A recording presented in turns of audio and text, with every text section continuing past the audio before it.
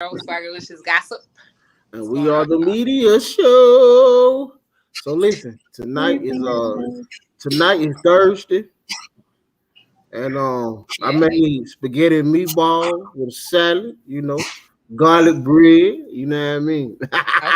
Because I like to spoil mine. You cooked today? Yes, sir. And why you ladies at home eat ramen noodles? Huh? I actually have steak, potatoes, and salad, so. I wasn't talking about you, I was talking about the audience. I mean, well, ladies and gentlemen, Coco has some pressure against me. I don't know what's going on, but she's gonna be snappy. She's been snappy toward me the last week. I don't know what's going on. Let's pray for our sister. Okay. She eating them Walmart steaks. Think she better than folk, but hey, it's okay. It's okay. For the real meat. Kroger, okay, you got them big boys. Okay. I told you, North Decatur Road Kroger. Oh yeah, they got some good steak. Baby, she go to the one I use the Kroger we go to. I North Decatur, Tuggle Hill. Yeah. She tried to drop that like I ain't know what's going on. You know what I mean? But anyway. But I heard you used to go, so you don't go anymore? Well, since I moved out this way, we go to Publix. You at Wayfield now? Well, my mom do stay with me, so my mom do shop at Wayfield, but we do Sam's, Publix, and we do Whole Foods. And my mom shop at Wayfield. See, I'm not embarrassed. My mama buy Wayfield, she buy that meat, it swell my ankles up, but I eat it because she cook it. You know what I'm saying? And I be trying to tell my old lady, you need to get in the kitchen because I don't want to catch, you know what I'm saying, diabetes or cirrhosis. True. You know what I mean? But the food I don't think you can catch diabetes. Well, all the shit that injecting that shit in fucking Wayfield, you gonna catch something. You stupid. You know you used to be at Piggly Wiggly. I used to hate Piggly Wiggly. Let me tell you something. See, my mama, she was so nasty. See, I begged my wife and baby, stop taking her to Wayfield. Take her to the stores that we eat at. But she, it's my mama. She's in her age. She set in her ways. She like, Josh, you just gotta let her do what she do. Yep. You know what I'm saying? You just gotta pray over it. So I learned a long time ago. You gotta pick certain battles, you just gotta. So I'm not in charge of the food in my house. You know what I'm saying? I don't know what the fuck I'm in charge of no more. Cause every time I say something, I get jumped the fuck off. You know what I mean? So, yeah, but I'm happy. I think you don't take responsibility. Huh? I don't think you hold yourself accountable and take responsibility for the treatment you receive from other people. Adrian, I don't think I asked her for a counseling session. I mean, did I sign up for that? Cause give me my insurance bill. My insurance bill is $4.19 in month. I was just saying. Well, you gonna get it. She got. I think every curse out you get from Ebony, you deserve, and your mama. Nah. Okay. Nah. God is good. God is good. So I forgot we made up yesterday. My bad. Boy, I've been talking nice. Again. Nah.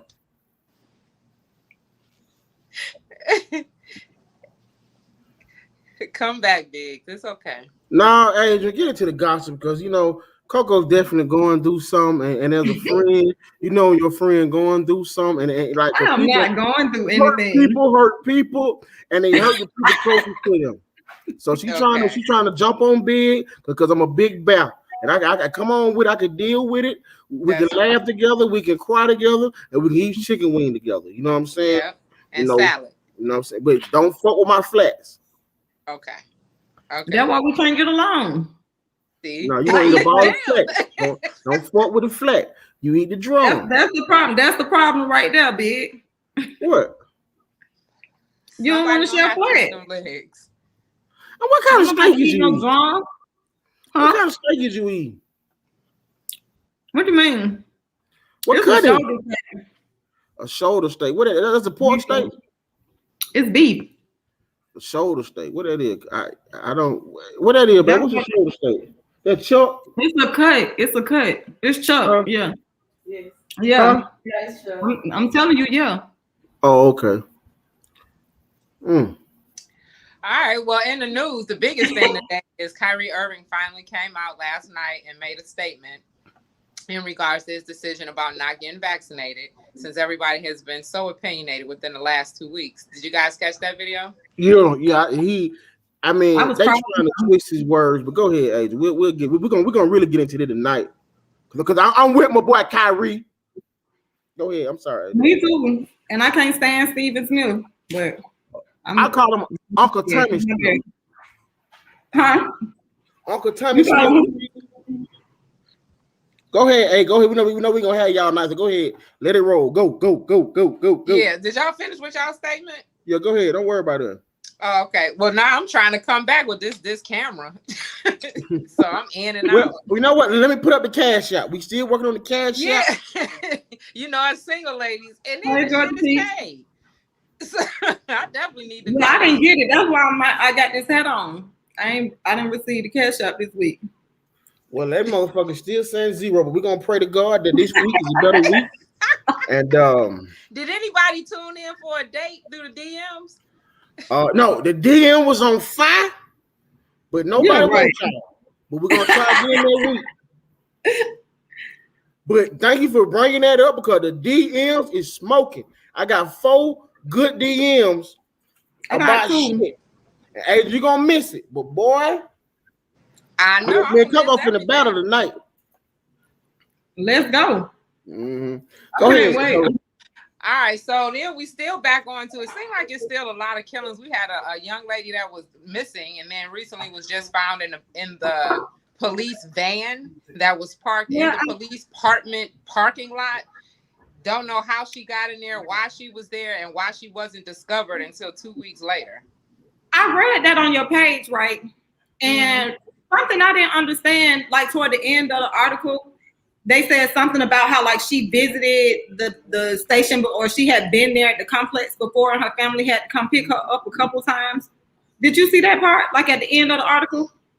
Yeah, but as far as her visiting the complex, the question is, how did she end up in this police van that ended up being parked at the police station? Like, what happened? Yeah, that part too. But I'm just wondering, like, did she know something? Like, was she involved? Did she know anybody who worked at that station for her to have been going? Like, because it didn't make sense when they say she had been there before and her people had to pick her up a couple times. Like, it was kind of like, what was that about? Issues or something, and known for wandering off. And like a kid, somebody might have picked her up. She laid down and. Yeah, I was just wondering what that part was about. But yeah, I saw that. I thought that was really crazy that she was just found in the back of their van. And like they say, why was the doors unlocked to the van?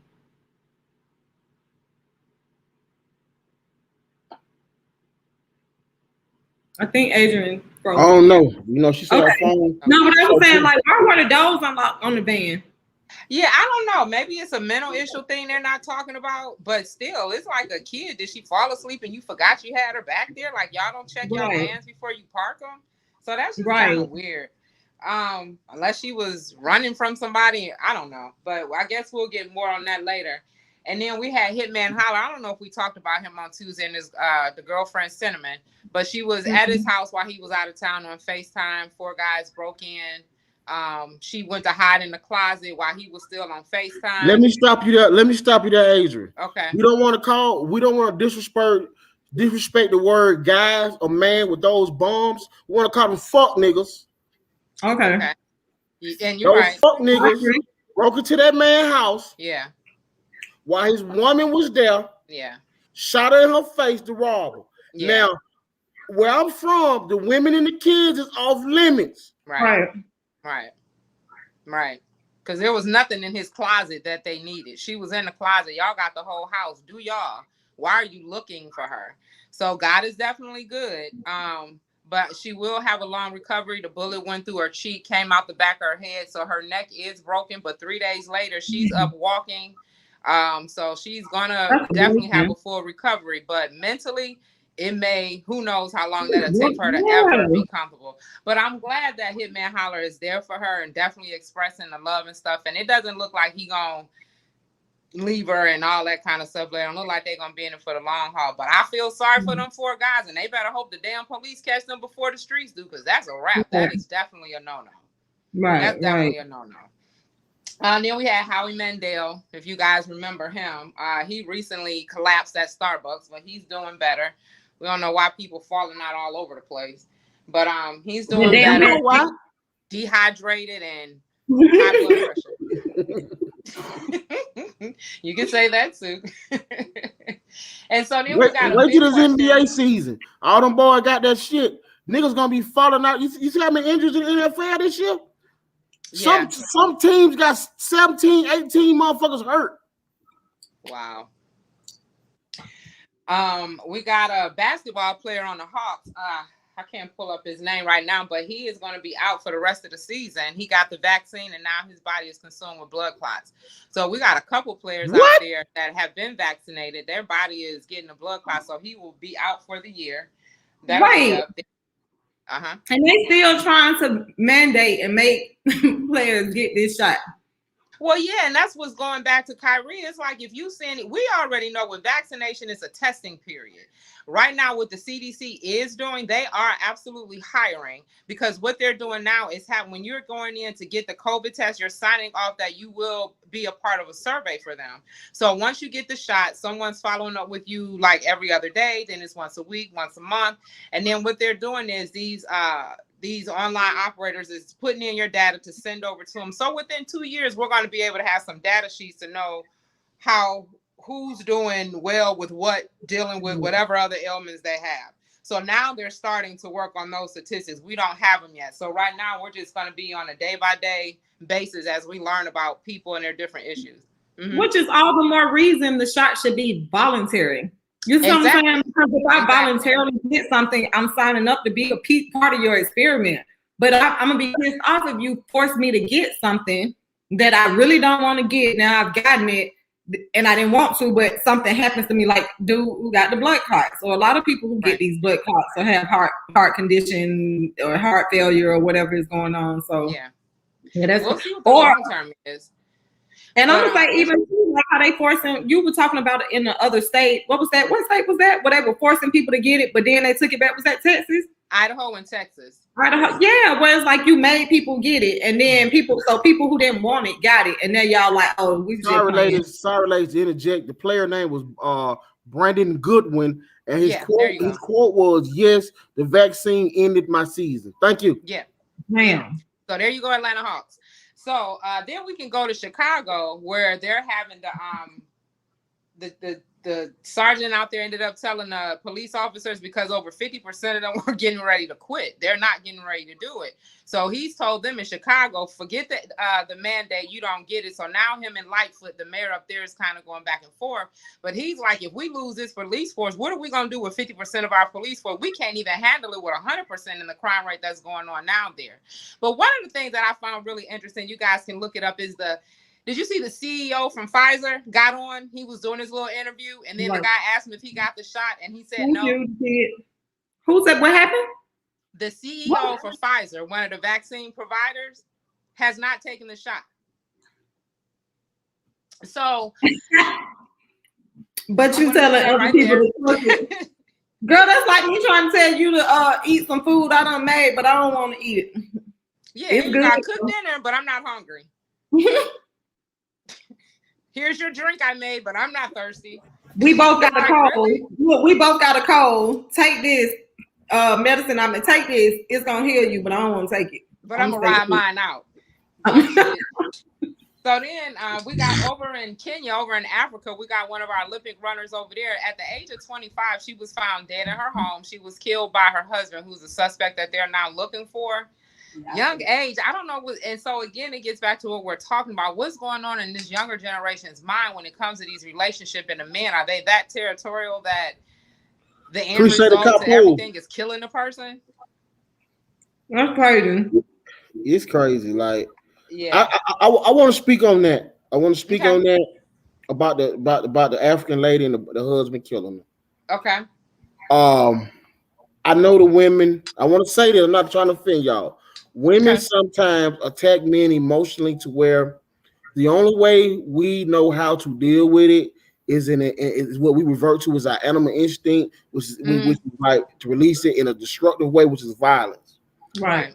I say that when you're dealing with a woman, you have to learn to control your emotions and understand that women are an emotional being. Yep.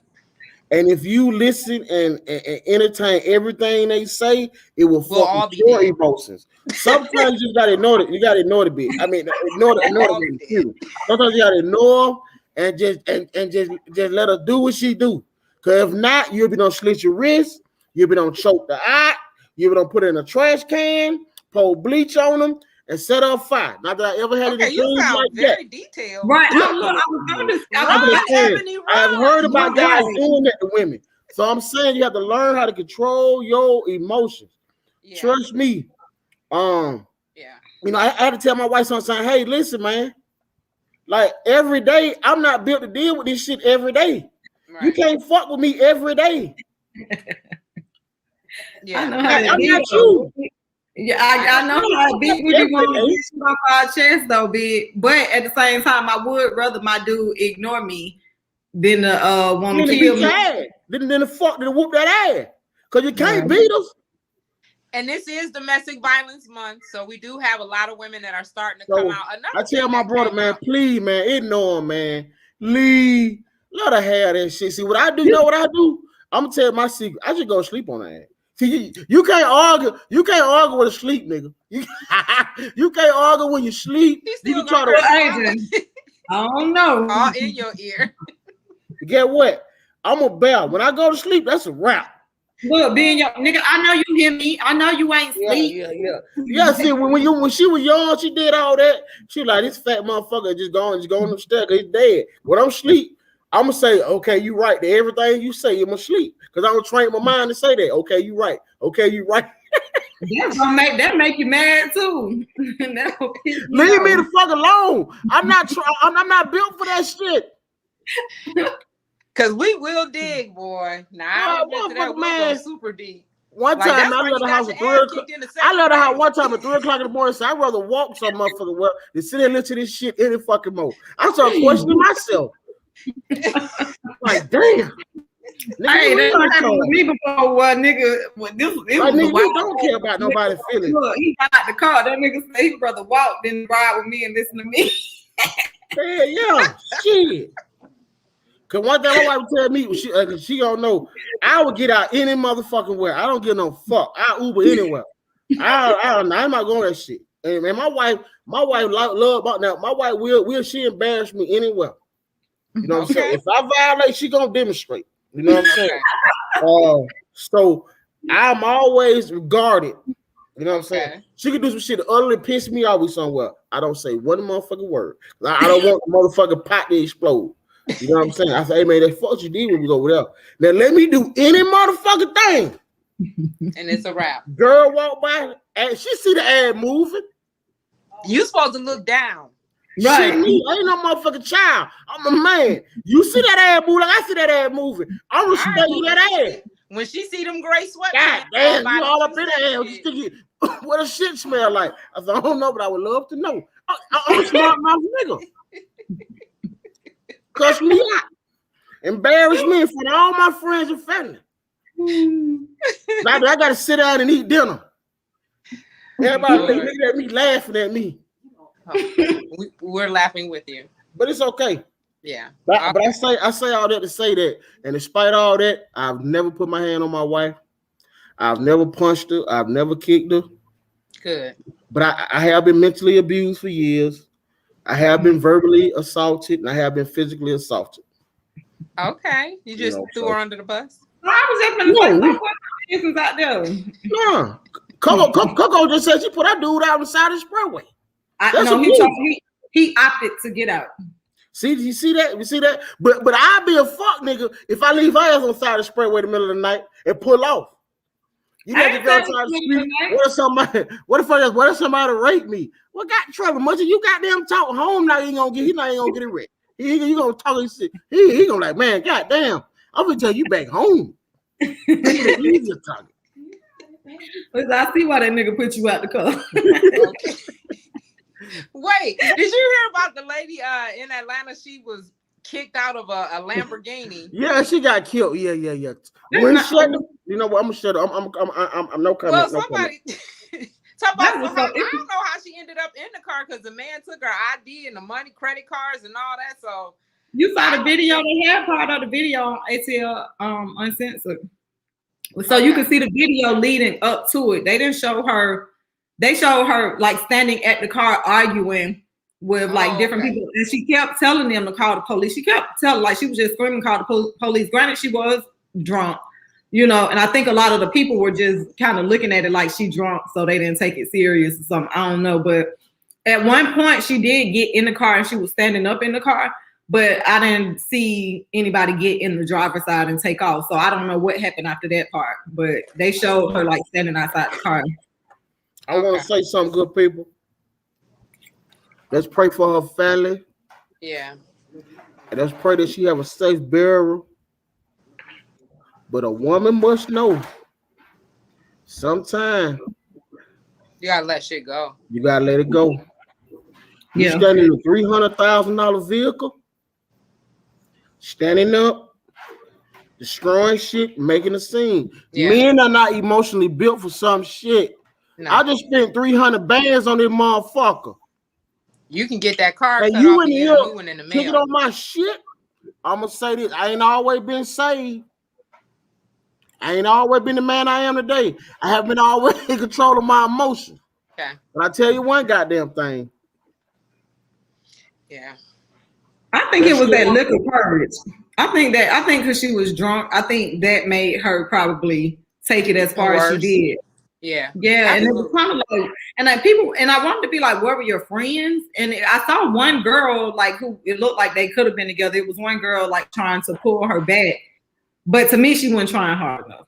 But if that was my friend, if that was my friend, Adrian, I'm snatching your ass up. Girl, come on. Get your ass up. The shit on you, get some new cars tomorrow. Yeah. Because we are seeing how guys are flipping on females. So it's like, especially if it ain't, well, it don't matter if it's your dude or not. It's just people in general. You can't really be going off on folks no more. This is pissing me off. Mm-hmm. So I want to say this to that family. We sorry. Yeah, sending condolences. Sorry for their loss. It was sad. Man. That's a fucked up situation. Okay, I'm about to Mike Tyson this fucking phone over here. This shit is getting on my damn nerves. Cash up. It ain't cash up. We got to get an agent a new phone. Damn. For real. We got to get her Android. That iPhone ain't working. Right, that's why I need to go get my damn Samsung, a damn Android. This bullshit ass shit. You got to play on the team. Don't turn on the team. I think it's the service. It's not the phone. Mm-mm. It's Xfinity, every damn thing. I got everything cut off. Shit, except I'm gonna tell you this. So my iPhone since they put out the new since I updated my iPhone. Yeah. That motherfucker been glitching like a motherfucker. Yeah, and a lot of people were saying that, and I just did a 15.2 yesterday, so I don't know. But anyway, we had another lady, Denise Williams, that is 29 years old up in New York, went to the hospital for postpartum and ended up dying. I didn't realize the statistics in the race for a lot of Black women that are having babies in the hospital are actually dying because doctors are not properly caring for them. Mm-hmm. So she went in, and 48 hours later, she was gone. No explanation for what happened, none of that. I need y'all to keep moving so I know if I'm on here, because you keep moving, Biggs. Mm-hmm. Yeah, Coco, you too. Then I know y'all here, because I can't tell if the shit freezes. Okay, Biggs, not looking like you retarded. God damn. You can't help that part. You can't help it. What part? So, did you guys see Jeezy's wife, Jenny, come out and talk about another one of her issues? She's currently pregnant. Happy for her with that, but she was saying another one of the reasons why she was fearful in having a baby is because she was actually sexually abused as a child, and she just did not think as an adult she would be able to protect her own child, which was one of the reasons why she was hesitant in having it. But because of her relationship with Jeezy and the security and that he's provided and how he makes her feel safe, she's better now with that thought. I guess that knowing she doesn't have to do it by herself, plus being with him, she know killed it. Damn. We hear you. Okay. We hear you. We hear you. Keep going. Keep going. She can't hear us. You see, she froze. She don't froze up. God damn it. I know that's frustrating. I know she's frustrated. Shirt off. I'm about to whoop this phone's ass. Let me take that shirt off. I didn't have that's why I fight the homie. Stream y'all, get y'all shit done. I know that's right. Oh God. And then so I thought that was interesting and for her to share, because again, we was getting back into this month is Domestic Violence Awareness Month. So a lot of different platforms I'm seeing have a lot of different women executives that are coming out and talking about the abuse that they went through at some point in their life, which is kind of beneficial, I think, to the younger generation, because it seemed like starting from high school up into 26, they're dealing with a lot of domestic issues within their relationships. So I thought that was interesting. And then can I interfere 1 second? When you were talking about the babies, Black women, and the how with the labor, and even like having problem like giving labor, women dying in labor, like how many Black women have you heard of? It's a page on Instagram, but it's a guy. It's called For Kira for Moms. No, Oh, okay. This guy.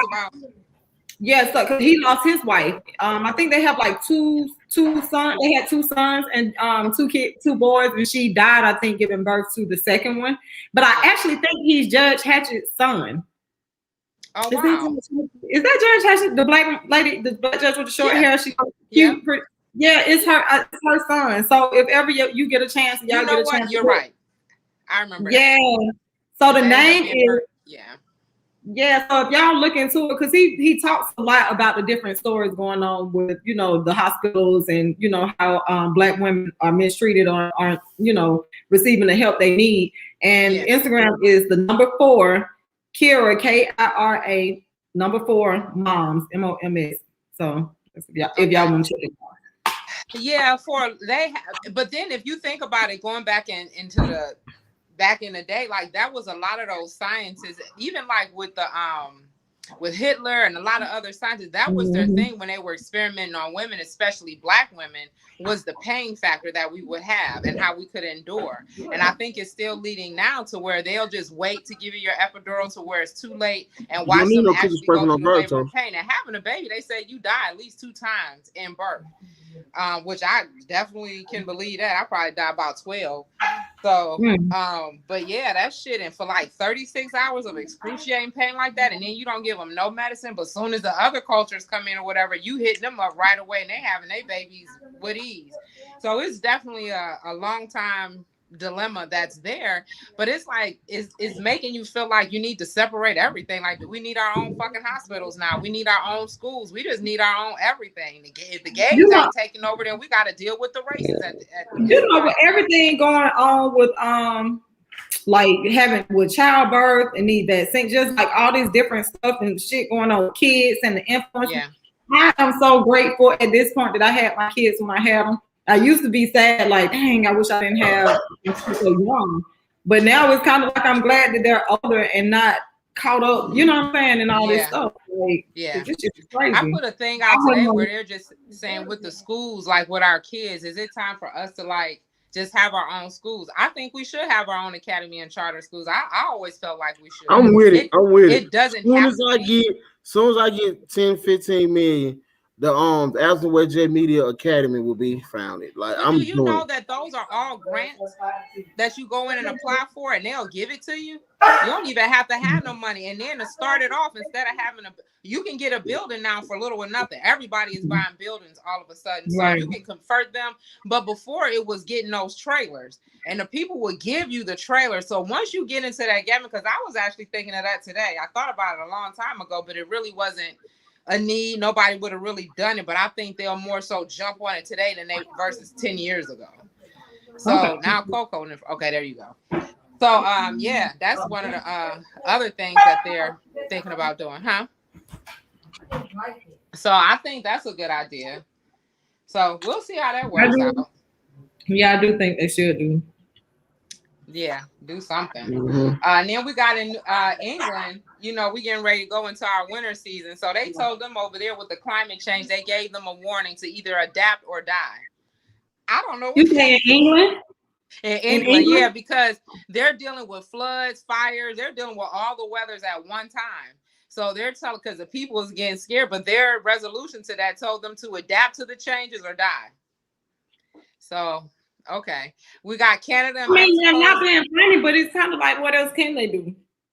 Yeah, or leave, because it ain't nothing you can do. But the thing is, that's where all our climate control and all those programs come from, is overseas. So they've been doing a lot of, cloud seeding or what have you. So the people's kind of fighting against that, saying the storms and things that we're going through, it's not that they're natural. You guys are creating these storms over here. So stop it.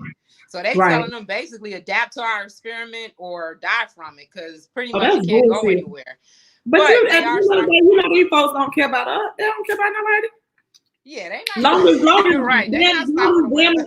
Long as they family safe, they people and all that shit, they don't care. They family probably in a whole nother country somewhere else, packed up, safe. They're in a safe environment. One of the other people get into the celebrity side. You hear about Taraji P. Henson is coming out with a new album soon. She's working on that, so she's gonna jump into the side of things. So she stepped in with Megan Thee Stallion the other day. So they got a little project that'll be dropping pretty soon that we'll be able to see. So I think that was kind of. Did she rap or sing? Did she rap or sing? I think she's gonna be singing. Okay. But in there she can have a hook or something like that with somebody. So we'll end up seeing. We are going to be saying goodbye to Wendy Williams and seeing her on her show platform. She's made a decision that she's not going to come back. Her grave disease obviously has gotten worse. I'm not sure if she's got vaccinated or not, but here's another statistic that'll come up. People with grave disease and the vaccine. Is it a good combination or is it bad? But wherever her health status is, she will not be returning. I know Nick Cannon kind of took her time slot for his show, but for her show, they're just going to do that thing they did before where they just have various hosts to come in. But that'll be for however long. There is no date for her to actually return. I want to say this. It's time. It's time. It's time. It's time for her to sit down. Yeah, it's time for her to retire. She has given the industry as many years as she can, and her body is rejecting all that pressure. She needs to be somewhere stress-free. She worrying about everybody else's business. It's time to get herself together. Worry about her son. Yep. I definitely agree. You know what I'm saying? And things of that nature. It is time to let all that shit go. Yeah, that's right. And sometimes you gotta hold on and know when to walk away. No, what they say, know when to hold and know when to fold. Yeah. You gotta know. Then we got Meek Mills that's in the light. So everybody else seemed to have been cool with his artwork for his project, except for all of a sudden when he wrapped this tour bus and this white guy saw it, he went on a serious rant. And the main thing that stuck out to me, he was like, black women, are y'all okay with this thing? Because one lady is bent over and it's a pink circle where the vagina is. So now it's like, oh, okay, now y'all for the black woman. I don't understand these white people sometimes. You against us. But what do you think about that? I think, for one, he went ranting saying that because he was for us. That shit made him uncomfortable. That's what I think. Over. I'm gonna say this. Hold up. How you take? Hold up. I'm sorry.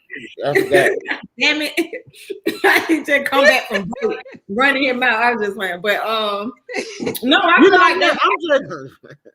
I feel like he was offended by it. You know what I'm saying? Like it made him uncomfortable. I feel like, and to me, when I started seeing other tweets that like black people were putting up and people saying all this stuff, and just like I can't remember who said this, but I saw somebody comment under another post where the Montclair twins. What's them twins' name? Montclair. They look like ducks. They lips. Claremont. Y'all heard of them? The Claremont twins. They lips big as they look like little ducks. But one of them had a picture with her ass showing. Somebody she bought some shit with her real car, and somebody commented under that picture saying like, "So this not offensive." And that's my thing. All of a sudden, his artwork on his album is art. It's artwork. You know what I'm saying? Like somebody else was saying, like how I forgot who was. Somebody else made comments about how like overseas they have statues with little penises and shit like that. Yeah, that's art. Even the Catholic Cathedral in the ceiling, the babies, the angels, men with men, women with women, laying on each other. Yeah. It's art. I feel like black women be naked on Instagram and social media all the damn time. Like we taking it back to Adam and Eve, goddamn. I want to say that they always want to attack the little penises. Little penises matter. Stand up for your community. I know that's right. Stand up for your community. What? Absolutely. Everybody is super opinionated. You see that good people? So she love coming for me. You see that? Start crying. All right, what about this thing with Kanye West? You guys know he opened up his own academy over in Silicon Valley in California. He got his own sports thing, his basketball thing that he's starting. But the problem is we had a 16-year-old out of another state on the East Coast that has been gone from his home for 21 days. And his father said that Kanye West talked to the son and then suddenly his son was gone. So the dilemma is, did they talk to the boy's mom? Evidently, the mother and the father are not together. So the boy may have been living with his dad, but did he call his mom and had authorization for him to fly because he is in California? And the question is, who authorized and how did a 16-year-old get a flight in California? Dad wants some money. Let's just call it what it is. Dad wants some money. His son out there with the richest black man in America. He feel like don't gave the mom in the bag to get him out there.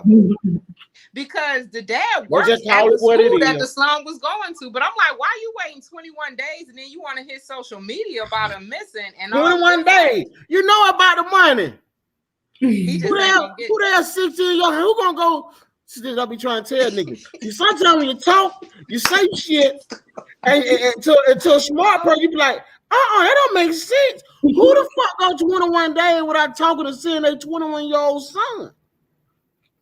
He's 16, ain't he? 16. Who go 21 days until they 60, their child? 16 fucking years old. I'm looking for mine after 24 hours now. Ain't no damn days going on. Sometimes I might not even wait 24 hours if you ain't coming back from where I thought you was. Yeah. So now he is over.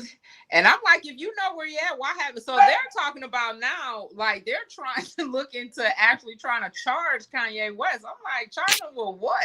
So that's more information that's coming out about that. So we'll follow up on that next week. I'm sure Kanye crossed his eyes. Look, I'm talking about cross his eyes. I'm sure he crossed his T's and dotted his I's before he got that boy out there with him. I'm sure he got something from the boy mom.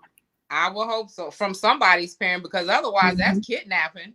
And all kind of other things, because you know how they feel about them people in Hollywood with them kids anyway. So that's just, you got to be super careful about that. And then Ricardo Flanagan, the comedian, I'm not sure if you guys remember him. He used to be on a couple shows, but the last one he was on, The Last Comic Standing. You'll probably remember him if you look at some of his old pictures, because he got kind of big a little bit, but he just died. He did get vaccinated. They're not sure if he died from the vaccination or if it was for something else. So they're figuring that out. But he was 41 years old. And one of the shows he was on was Shameless. So, but that's on the site too. But he did end up passing away too suddenly. So that was unexpected. And I think that's about it for what's going on that I could take in this week, because there's so much shit every day. But I think the biggest thing is just with Kyrie. And then we got the latest basketball player that's coming out, the Carl Anthony. If you guys remember him in the beginning, he ended up losing his mom. So I think he's kind of taking a personal stance on it. And I really didn't understand his statement, because he was like, he respects Kyrie for his decision. But then it turned around, but don't come up with no like fuck shit kind of an answer for why you're not doing it. And it's like, who said this? Who said this? The Carl Anthony Towns, who remember his mom in the beginning, right? She was like, what, his mom died. I think he was one like the first basketball players that lost his family members or whatever to it. So he kind of is like flipping and flopping. And I know even for me, like with the guy Stephen Smith, who got so much to say, has absolutely gotten on my nerves. I put up a cancel sign for him. Yeah. Since you he has gotten on my fucking nerves. Man, when I watched that thing, I'm like, why you so mad? Why you so angry? Like, you fucking angry bird. Why was he so mad? Like The why thing y'all that- all cluing in on him? acting like it was gonna. It's not gonna affect his check no kind of way. Like, why are you mad that this grown ass man made a decision for his life and his body? Like, he's the one walking away from a check and $17 walking million. away. Right Yeah, now, like, he's 17 million for not playing the home games. But like Kyrie said, do you think he wants to just walk away from his dream? He's been dreaming about this person since he was 4 years old. So he's not going to walk away for something that's not absolutely mandatory. Because now we see in other states not accept the mandate and are doing something. And it's a matter of time with New York. The thing that some stuff happening there too. The thing you that heard about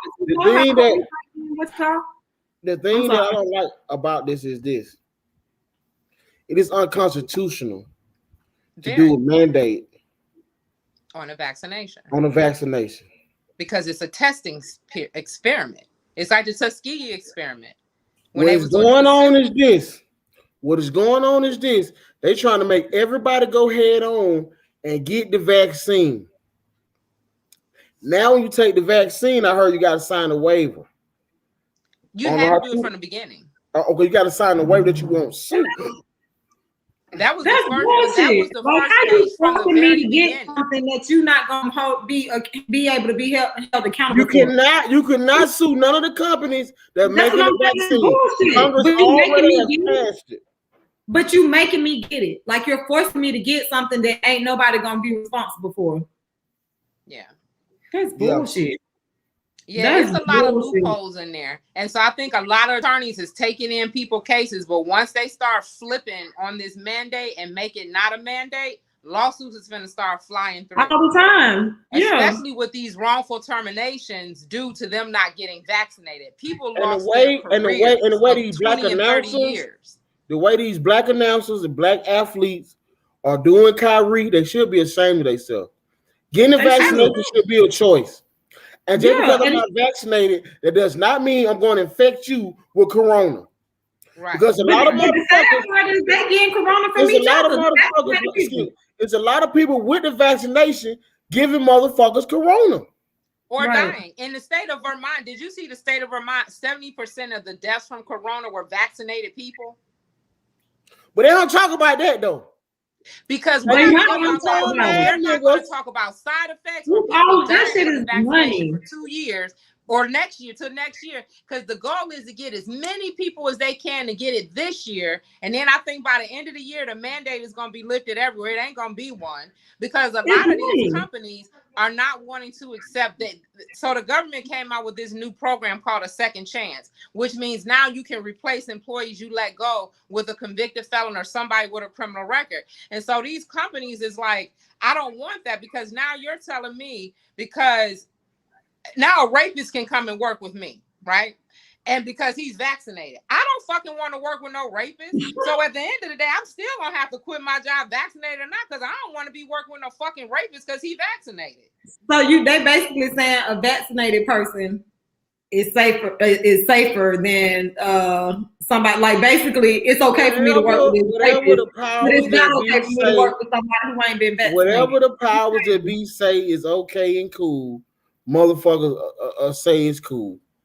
That can motherfucker say if you eat turtle nuts, you become rich and wealthy. Niggas will be getting raw for turtle nuts. Cause I'm like, that's even like when he was saying like how Kyrie, like what he signed up for, and it's like, no, he signed up for basketball. So he didn't sign up to get a vaccination. You don't get to tell me what the fuck I put in my body. This crazy, you know, and I've been thinking, like, even with this whole that's like you telling me, listen, now you ain't making no baby with your wife now. You're gonna wear a condom. She gonna get on birth control. Now, I said something today and I got cussed out. Let that be the mandate on birth control. Shit, this motherfucker will be sideways.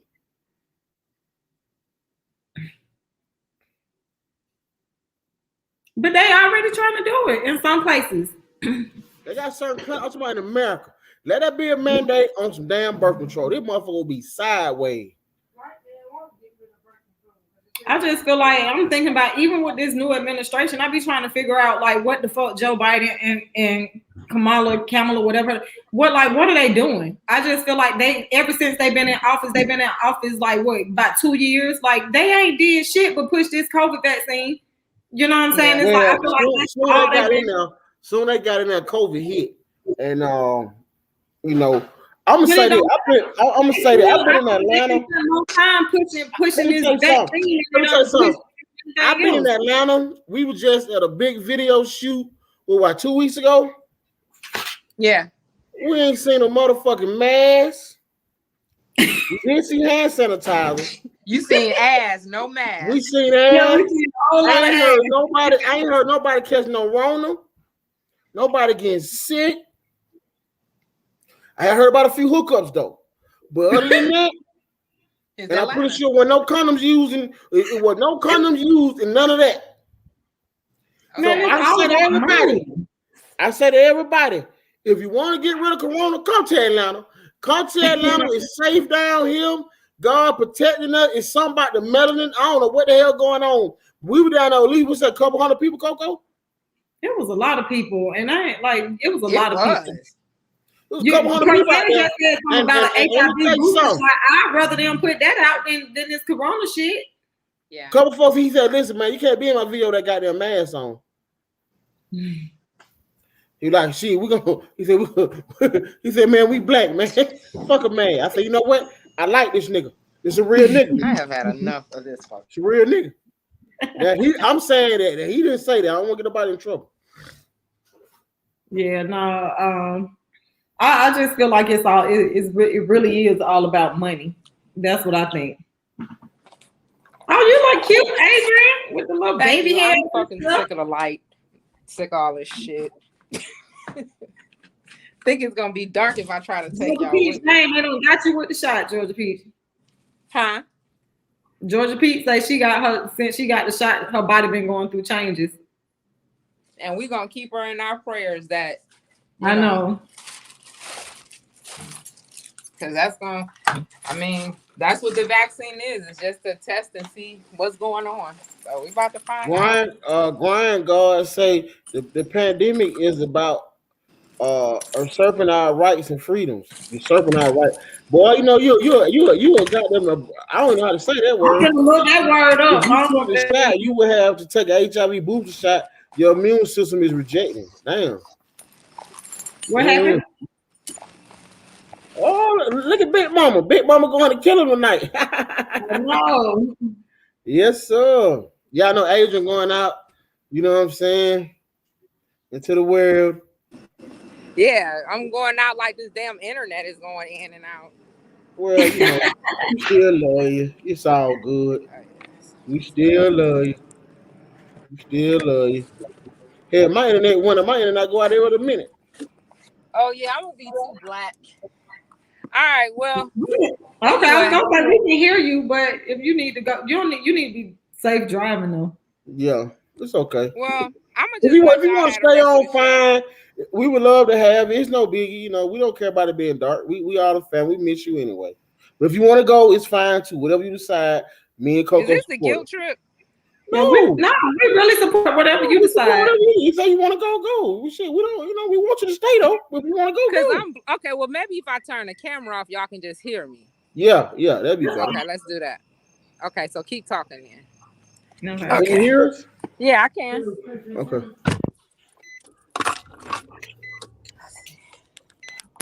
So big. Okay. You want to get into some big questions?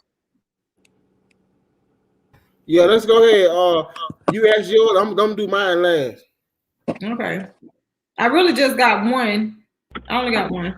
Okay, I got a couple. I'm gonna pick two. Go ahead.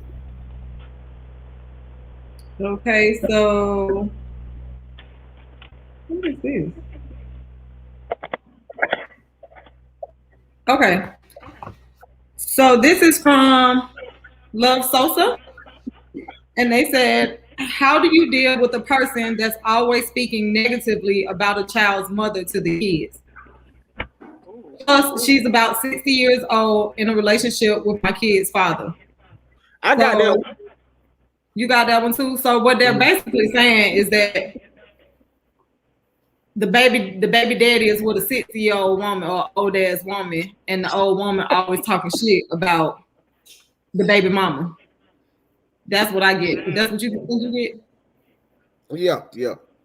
Okay, so the way I would deal with it would be I would sit down and have a conversation with my kid's father first, and just sit down and try to have a conversation and see if we can kind of get to a resolution. I would explain to him what's happening and how I don't want my child to be, because shouldn't nobody be speaking negatively about either parents.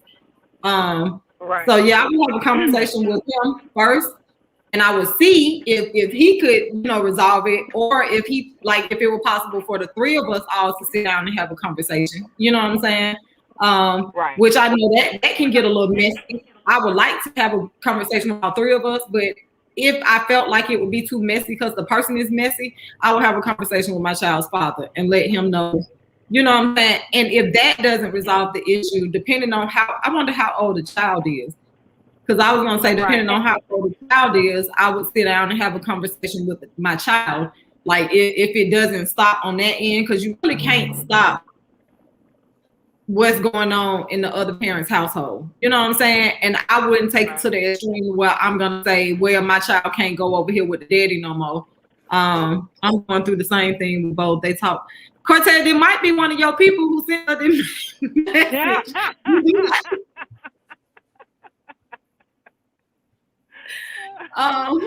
I'm joking. I'm just joking because he said he date older women, but no.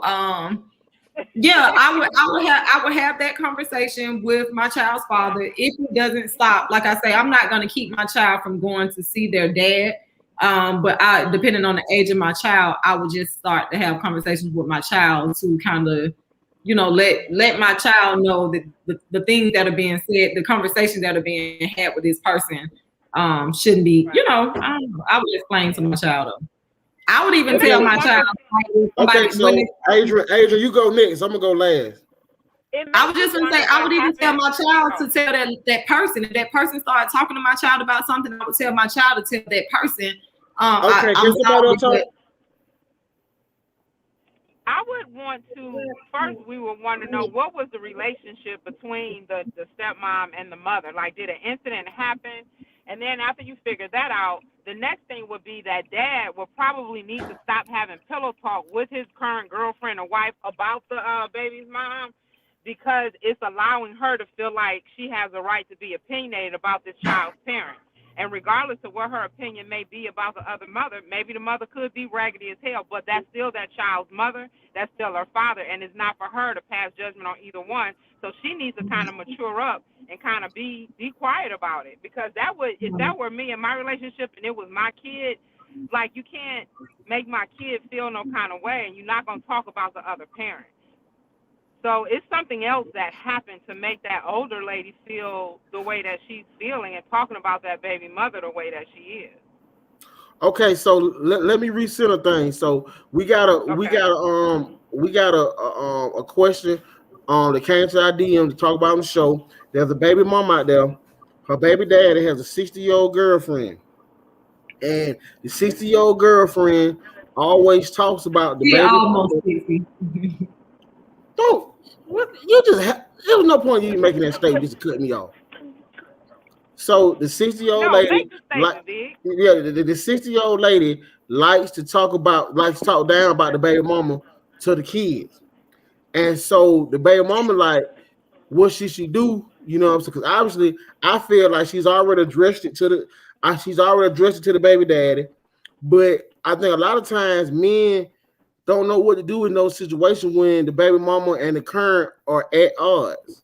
You know what I'm saying? Because I was taught you don't get in women business. You let women deal with that type of stuff.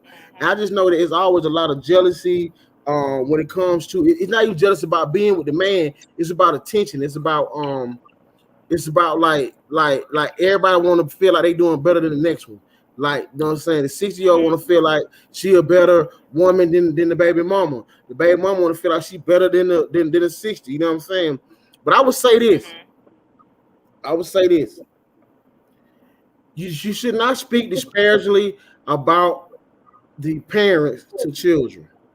You know what I'm saying? Absolutely.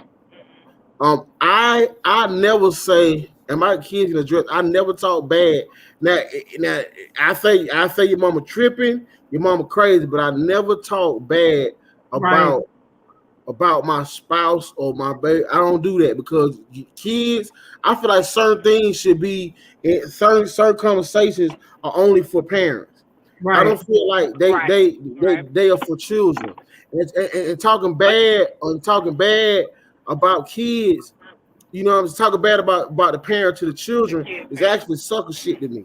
You know what I'm saying? I don't necessarily agree with everything that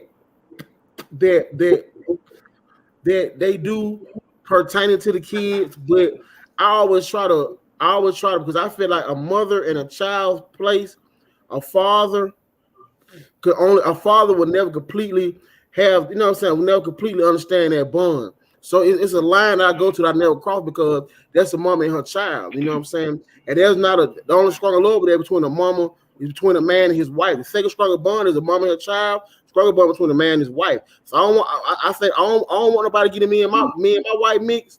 Don't get no mama and their kid mix. They just keep down. I'm glad. Shut up. No, I'm glad you say that because you got to think. So in a situation like this, because these the same two relationships you were talking about, the mama and the child and the man and his wife. So in this situation, you know how I said I would go to the man first. I would go to my baby daddy and tell him to talk to the wife.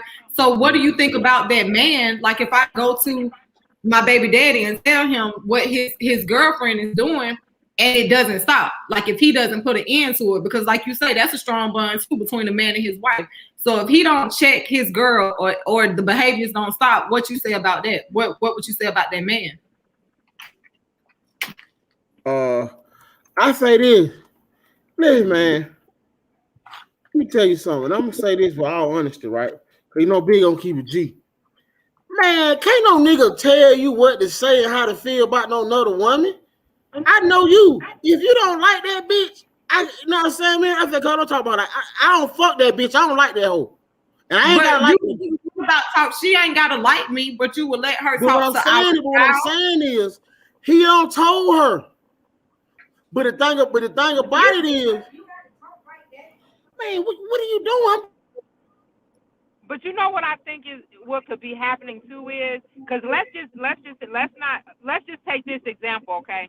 Let's just say that he sits back and he talks about the baby mom to where she felt like it was okay for her. It's one of those things like, say, Coco, me and you talking about your dude, and you like, yeah, this nigga ain't shit, da da da da, and I be like, yeah, fuck that motherfucker. You'll be like, well, wait a minute now. Only I can call him out his name now. It's one of them things I think. So I think he talks about the baby mom. So this 60-year-old felt like she feels validated in having her boisterous opinion, and that's what they do.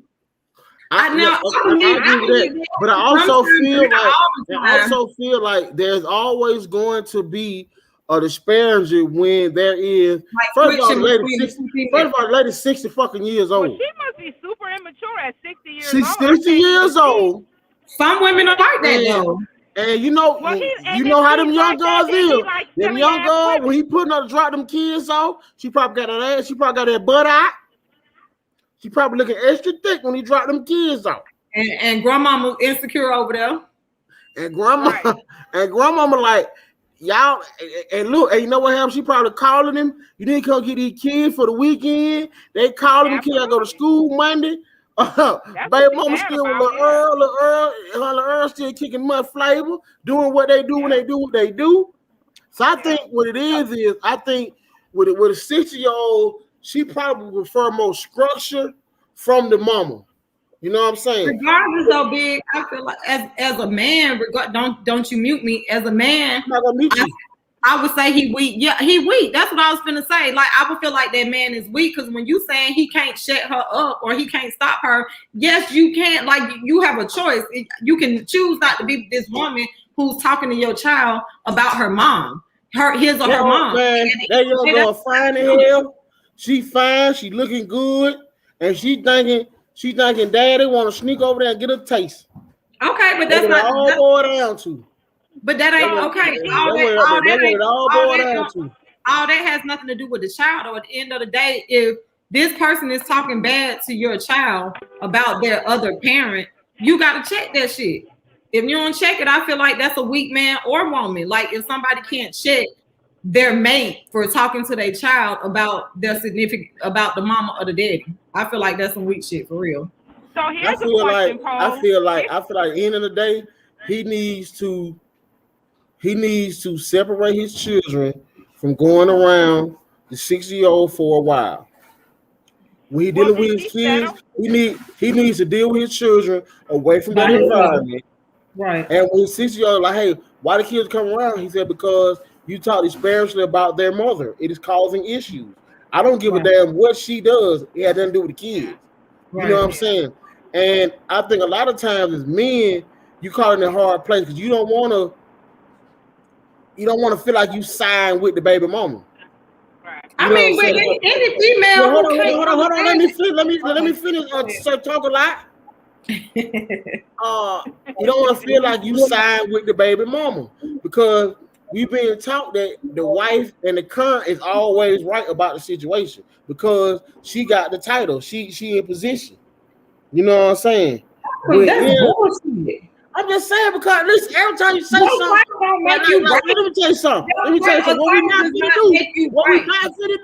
What we not finna do is act like. Let me see what that said. What we not finna do is act like.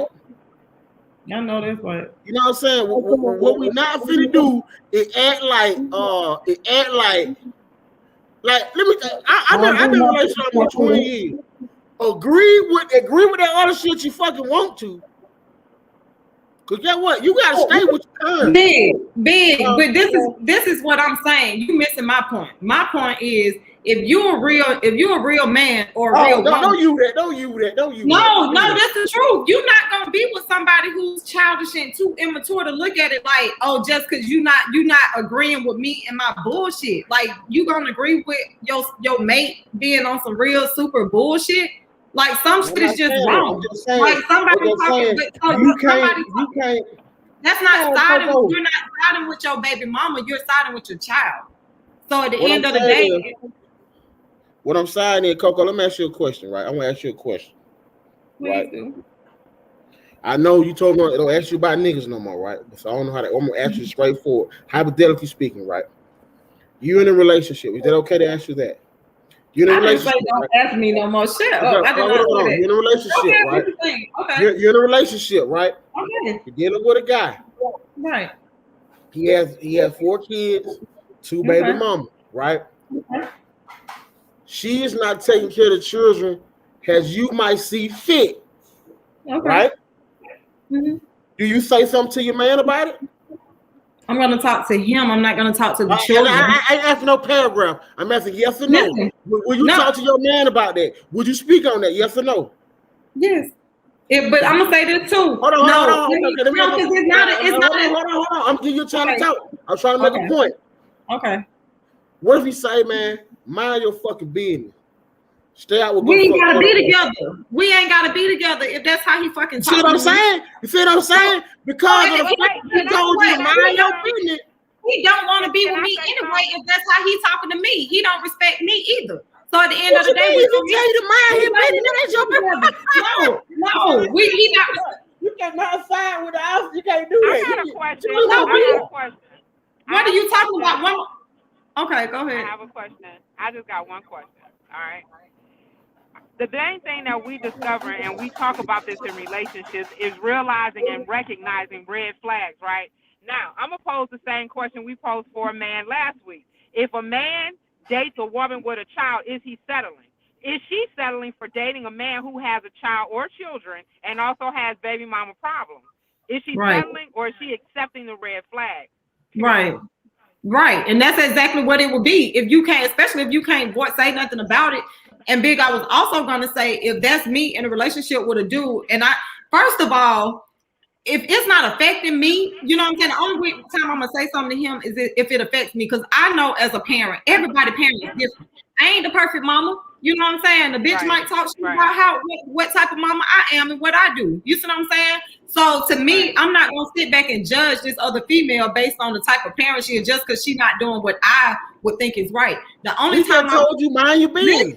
Don't get me in my baby. No, listen, I wouldn't say shit to him if it doesn't affect me. Like whatever she got going on in the house with them kids, whatever, and all that, that's their business. I ain't gonna say shit to him about it. Yeah. But when it affects me, yeah, like if it affects me, if it's kind of like I end up with the kids and I got them, and then she. What if he tell the kid? What if he tell? What if you tell the kid like, hey, you don't listen to her, you listen to your daddy?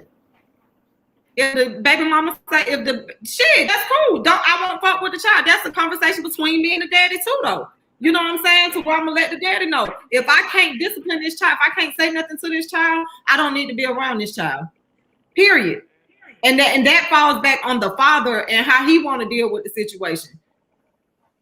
But I'm not. The conversation ain't about the child. It's about the behavior of the adult. Of the other parent. The child is caught up in the middle. Right. So we don't know if the kid is bad or not. We just know you got a 60-year-old another baby mama that can't get along. So to me, that's I feel crazy like shit. We basically got a grandmama. We basically got a grandmama arguing with a motherfucking G. Right. Boy. That's what it is. She thinking that her grandchild, her granddaughter or something, that she damn talking to in kind of way. Okay. Well, I hope that answered that question. Okay. Yeah. Now. What she said? What big? I won't be able to read. You put the questions up the thing too quick. I'd be glad when you go to the appointment. Right. I agree, Georgia Peach. Okay, now we had another one come. This one is all right. Won't y'all send Coco the weird shit too? Don't send to me. I'm not freaked out like that, okay? I see the stuff you be posting. Alabama media page is down. I don't care. I meant to tell you that. I'm gonna tell you on the air. Good people, when you see posts on the media shows page with Big doing shit like putting grapes up to his mouth, like I don't know. Hey, let me tell you something. That was what that was. I wanted people to know one thing. That I'm treated like a king. I was being fed grapes. Okay. You look like you was doing that yourself. Nah, I was being fed grapes. I was being fed grapes by my lovely wife. She loves to treat me like I'm the king that I am. You know what I'm saying? We like to play a servant. And anyway, that's how I been it. But listen, you want to see that it was not sexy. Listen, like I tell everybody, I tell my wife. Oh, let me say that. I said, this is how I look. I said, baby, you don't supposed to look. As long as you look good to me, fuck what the world thinks. So I say to you, Coco, exactly. I ain't gotta look good to you. As long as I look good to. It made me uncomfortable. It was very uncomfortable. Like. Let me tell you something. Seeing you in them fucking boots made me uncomfortable too. I ain't gonna lie to you. Seeing you in them boots, I was like, damn, grandma trying it. Let's give her an A for effort. Grandma trying. But now it's okay. Boom. I got another one saying this one crazy. She is in a relationship with the guy, right? And right, he has fallen off sexually, right? He's not into it like he used to be. She wants to bring in another guy. She want to have a reverse threesome with her current husband and another guy. Her husband? Yeah, she's married. Has he given her any husband? Kind of fell off. She said she hasn't climaxed with him in 4.5 years. And she love her husband, but she want to have a reverse threesome with him. She says every woman's fantasy to have two men slaughter her out. She needs to speak for herself.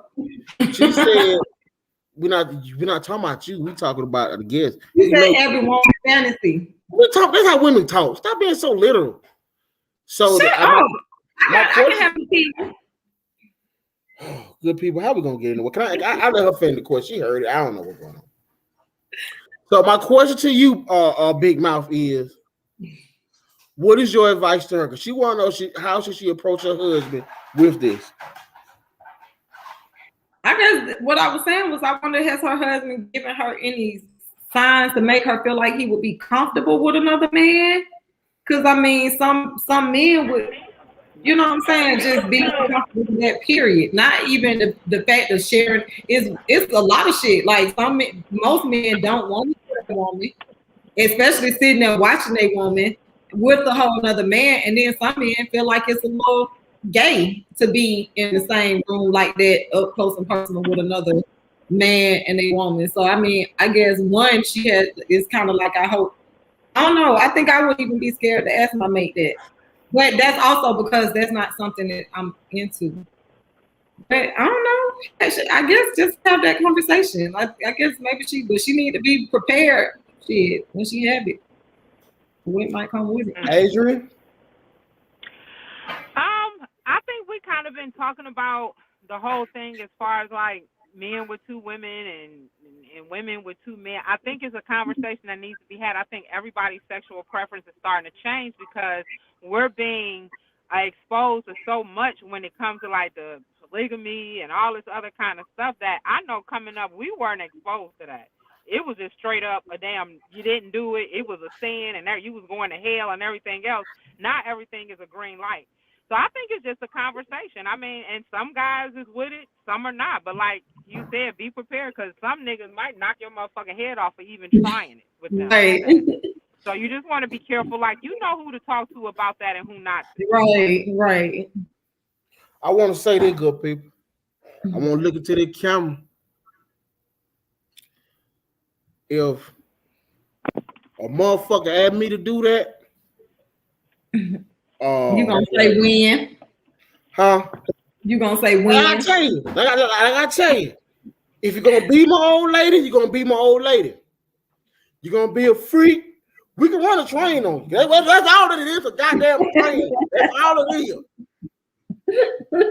Fuck 2 niggas. I gonna get 5 niggas for you. We'll run through it. But I want to tell you something. Before we do that, I need all your shit out my house. I want all your shit out my house. I don't want you nothing around me. I can't claim that. I can't claim that. You stupid. My boy Future created a famous saying. There's a Negro spiritual right now. She for the streets. She for the streets. I can't claim that. So look, Big. Okay, so she's saying right. Is she saying he can't She's saying that he working like not, work is not good. 4.5 years, she have not came. But that's what I'm saying. But he's working. They've been together. She said the first 2.5, 3 years it was good. The last 4.5 years, he just. I feel like they need to try. I feel like she need to try. They need to like try counseling or something, or try to explore and figure out what happened to come about that change. Like maybe go back to when it stopped feeling good to her and figure out. Like, I feel like she don't went too long without busting, and I think she frustrated. She need to be pounded. She need a good comment. You know, she do. But I'm just saying 5 motherfuckers here. She don't want to talk to nobody. She don't want to shit nobody got to say. She want to be stroked. She want to be relieved. You understand me? Then after she get that, then maybe she'll be open. Cause I'm gonna tell you something. No, I still feel like she try to resolve it, especially if that's a marriage. This is somebody who you are with, and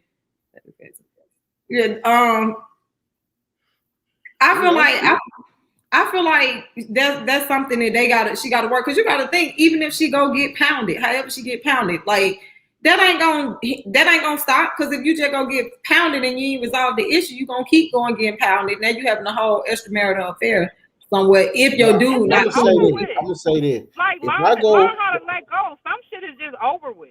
Right. Yeah. That's what I was saying. So it's Just go on deal, boo. That's just like That's that my man we advice. talked Just go about on and last deal. week who can't Just go get on deal, hard. because Do I'm you gonna stay say with this. him or do you leave? If I went 4.5 years, first of all, I ain't going 4.5 years without busting.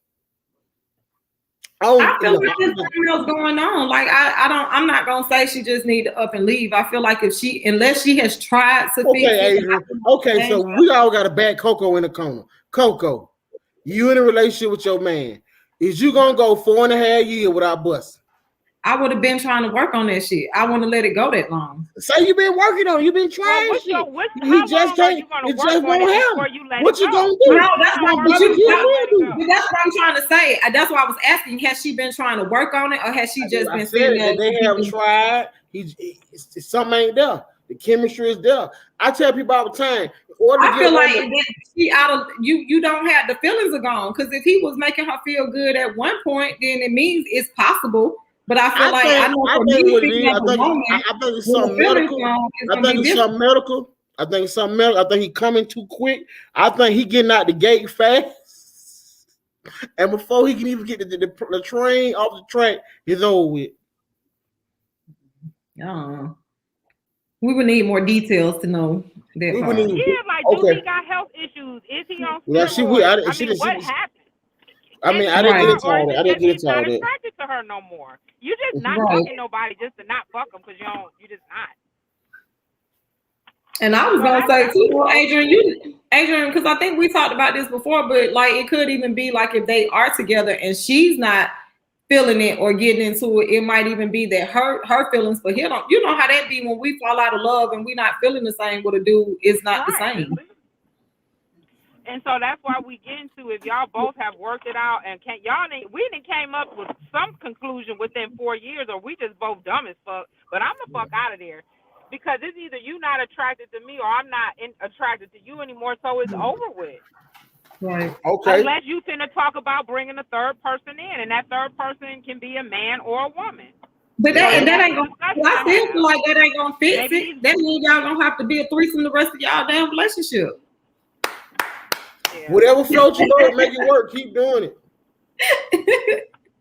I would love to have 2 other wives. Yeah.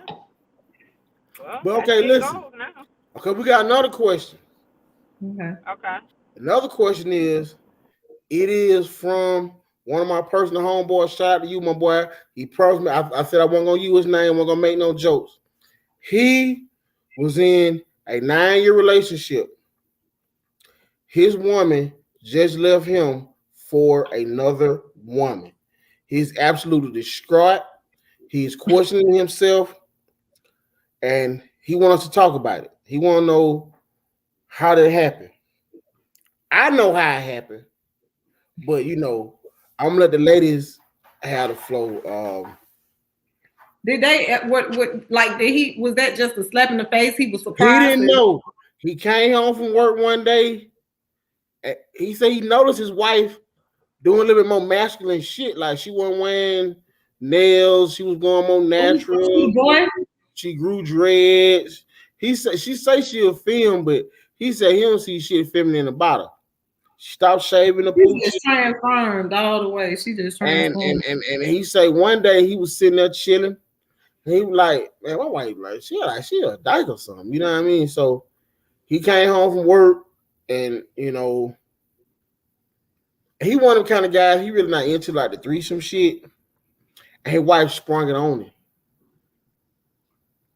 And she told him, if I can't have no female, no bitch, then we can't be together. Period. Okay. Well, there go the rule.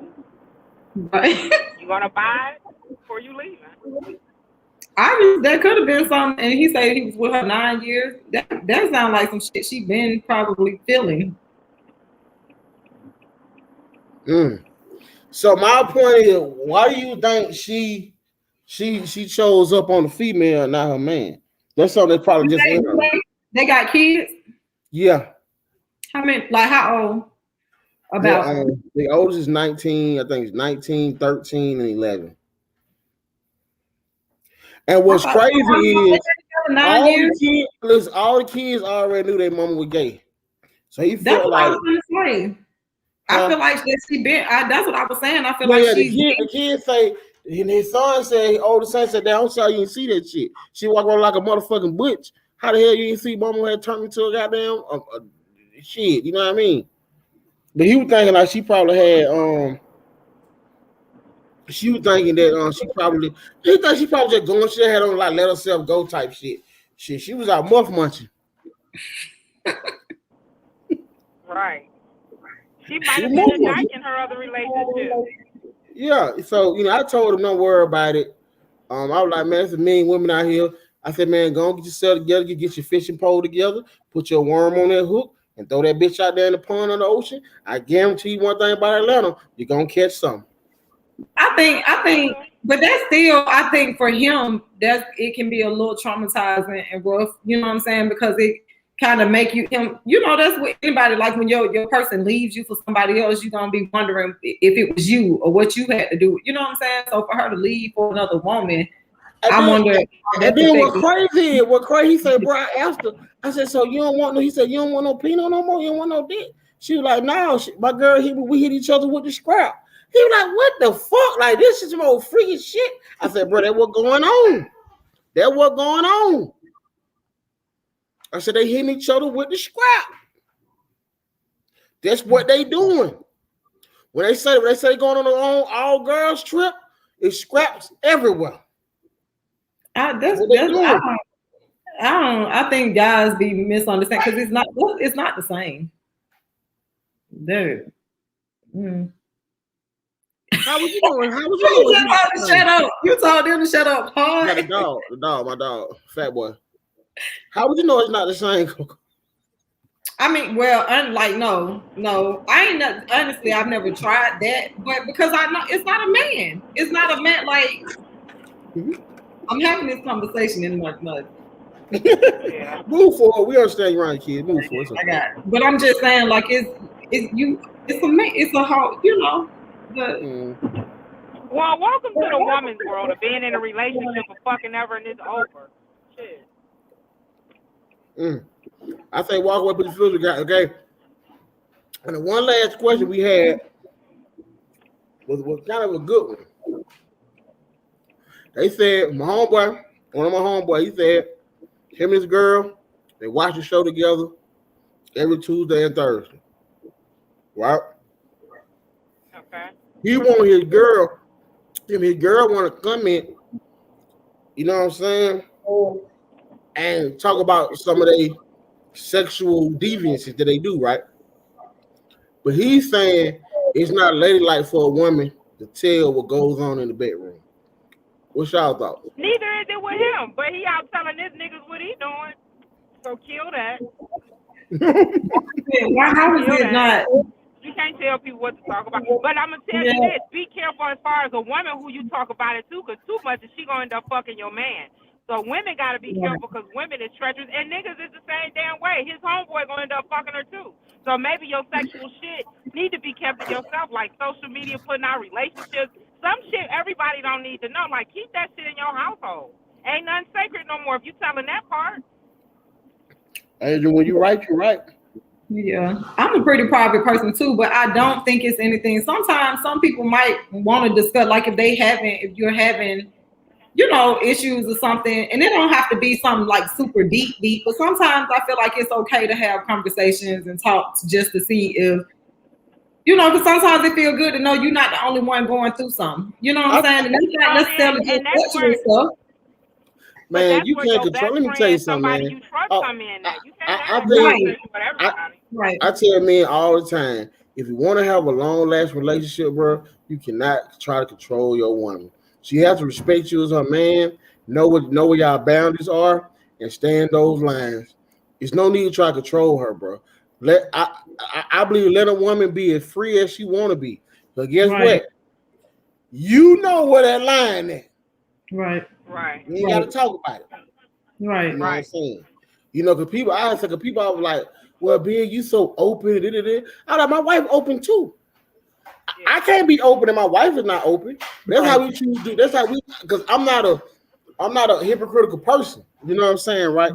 So I would be a hypocrite if I'm open like this and my wife is not allowed to be open. You know what I'm saying, right? Now, my wife can do the things she don't go as far as I do, because she, you know what I'm saying, because her own personal. Because you was gonna say she respect herself, and you don't.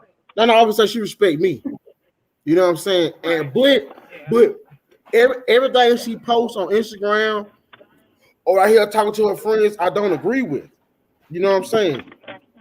Something I'm like, damn, why the fuck would she say shit like that? But I don't even speak on it because don't come on my Instagram page or you hear me talking to my partners. I don't want you in my bed and I don't get in yours. I'm just about being fair, and I think that's what makes you have a healthy relationship. Even though I'm the head of my family, I treat my wife that she's a queen. I think a lot of times men feel like they have to control a woman.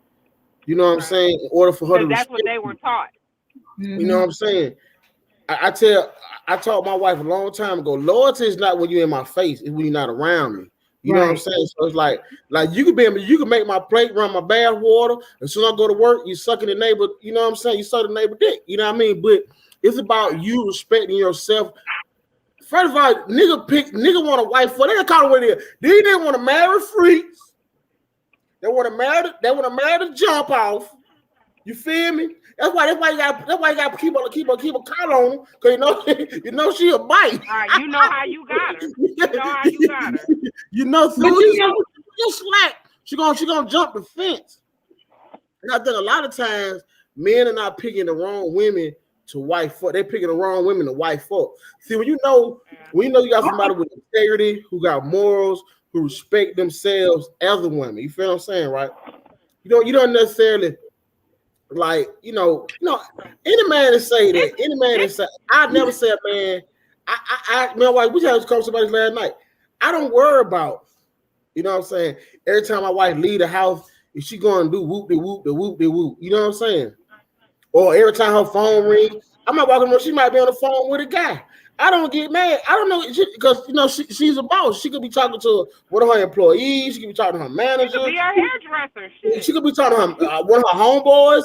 You know what I'm saying? Because I know by 1:30 every night, because she go out, she come home. But I told her my wife got to be in the house by 2:00. It's just my rule. You know what she said? Okay, I respect it.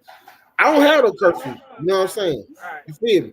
That's not disparaging it like that. You know what I'm saying? That's just how we operate our house. It may not be for everybody, right? So every night I come home for 18 years, my wife is always in that bed. I said, only thing I expect you to do is to bring your ass home, and you won't have no issues out of me. And I stand on that. And I come home too. If I don't come home, I make my business. You know what I'm saying? So I think you can't control the person. You gotta let people be themselves. And that's what my wife. You can catch your breath for a second, and I'm gonna say something quick. No, I'm gonna hear what you gotta say. Shut up. No, I was gonna say too though. Sometimes it ain't even about. Sometimes a man it's not about him picking the wrong woman. You also have men who out here who are insecure. You know what I'm saying? And a lot of insecure men do that too, to where they try to control the female and control, you know what I'm saying, the situation, and don't want her to do a lot of things or do certain things because they just not secure with the woman they with. So yeah, that's all I was gonna say. I just feel like it's not. But as a man, I feel like hell, every man is insecure. Everybody is insecure. We all have insecurities, but I feel like a lot of men are prisoners to their insecurity. Yeah, like let me tell you something. Having a beautiful woman, a coke bottle, that's a lot of motherfucking pressure. You got that fine motherfucker, and it's a lot of pressure. The same way you want it, everybody want them. You feel me? Some men don't want one woman. Every nigga want. They want it like that, like, you know what I'm saying? Well, like, God damn, like, you know what I mean? So, I would say it's not just the physical, though, big. It ain't just the physical. What I'm saying is, men have to pick women that are compatible with them to where y'all balance each other out. You know what I'm saying? You got to pick somebody. I feel like that's like you. You're right. I guess it goes back to how you see yourself. You know what I'm saying? It'd be like, listen. It'd be like, I'm gonna say that I'm gonna do respect. You know what I'm saying? When I realized I realized at 21 years old, because before that, I realized at 21 years old that women like me. You know what I'm saying? I'm not trying. Women like me. I'm cool with women. I've always, if I know that, I ain't never had no problem getting no girl since then. Beautiful. I like all women. You know, I kind of like mine thick or chubby. I like, thick, chubby. You know what I'm saying? I don't really like the skinny minis. They're just not my preference, but I like them thick, a little chubby. I like BBWs too. That's just my preference. I've never had an issue with getting women. So I think a lot of times guys be doubting themselves, and then they go get something they selling for, and they whole drag them. Just like women do the same thing, knowing damn well you don't need to be with Tyrone goddamn pussy ass. He ain't gonna pay no bill. He gonna goddamn run the gas out your car. Like one of my homegirls called me the other day because she was like, fat, but this nigga some bullshit. I gotta get this nigga out my house. Like, what's up about, man? You don't even fuck nigga brought me my car back on the fucking donut. I like pussy out of you about all them ties you gonna give me no motherfucking goddamn tie. He was like, I ain't know what you want me to do. She was like, what the fuck kind of nigga is you, bro? I was like, damn. I said, back. I ain't got no answer. I'm sorry. I don't know what to say. Like, but he was like, I asked my dude, she I did it wrong. She was like, damn, they could stop out on Tie Shop like a $50. She like, I only think they got $50. Like, hey man, I don't been there. I ain't had $50, but I just know I couldn't have came home. Like, I'm like, damn, I'd have stayed out all day. I would have figured out how to get out of town that car. You know what I'm saying? Cause I was like, I don't want my own looking at me like I'm a duck. You know what I'm saying? I be thinking about shit like that. You feel what I'm saying? Yeah. How would you look at it if your man he drove your car, right? He brought your car back on a donut. I'll be pissed. I would be pissed, especially if you're not bringing it back. Now the only way I'll probably be okay with it is if it's you coming home late and everything closed and you coming back and you telling me, hey, I'm going to the Tie Shop first thing in the morning. That's the only way I would be okay with it. But like if it's in the daytime, it's Tie Shop's open and all kind of stuff, yeah, I would be pissed. Shit, the same way I would be if he brought my car back with no gas. And I ain't gonna lie. Or if the light on, it's a light on in my car. I ain't gonna lie. I'm trying to get my light turned. I ain't gonna lie. You know, if it's at night, if it's at night, I don't, cause everybody, I have to get home, make sure I get home safe and stuff. I ain't gonna be doing all the late night stuff. In the morning, I'm gonna handle it. You know what I'm saying? Or I might leave some money in the cup holder. Okay. Huh? So you basically saying you be bringing home on the E? No. What I'm saying is, I'm always on my wife by Ryan on E. So I always make sure it's gas in there. But sometimes situations happen to where you have to do that because I'm not gonna stop 2-3 in the morning out there pumping gas. The young nigga crazy and shit. You know what I'm saying? I don't want to kill nobody. I don't want nobody to kill me. So I might say, well, shit. That motherfucker might say 30 miles to empty. So when I get out, you know what I'm saying, I'll leave with 20 or 30 or whatever in the cup hole. Like, look, sometimes wife leave in the morning, I might be asleep. She like to just get up and just go sometimes. You know what I mean? And she'll be like, oh, I see. I'll be like, oh, you got that 40 left in the car? Or I put it in my tank. It been a few times now. I didn't leave that for that. I just like, oh shit. I put it in my tank. Like, damn, this was on a quarter tank. My shit was on food you left. Like, okay, whatever. You know what I mean? So I just feel like end of the day, you can't never like no duck to your old lady, bro. You got your old lady gotta look in your eyes and know that you ain't no duck. Like you ain't no dud. You know what I mean? Because a lot of them out here though, Big. I think you speaking from your perspective, and maybe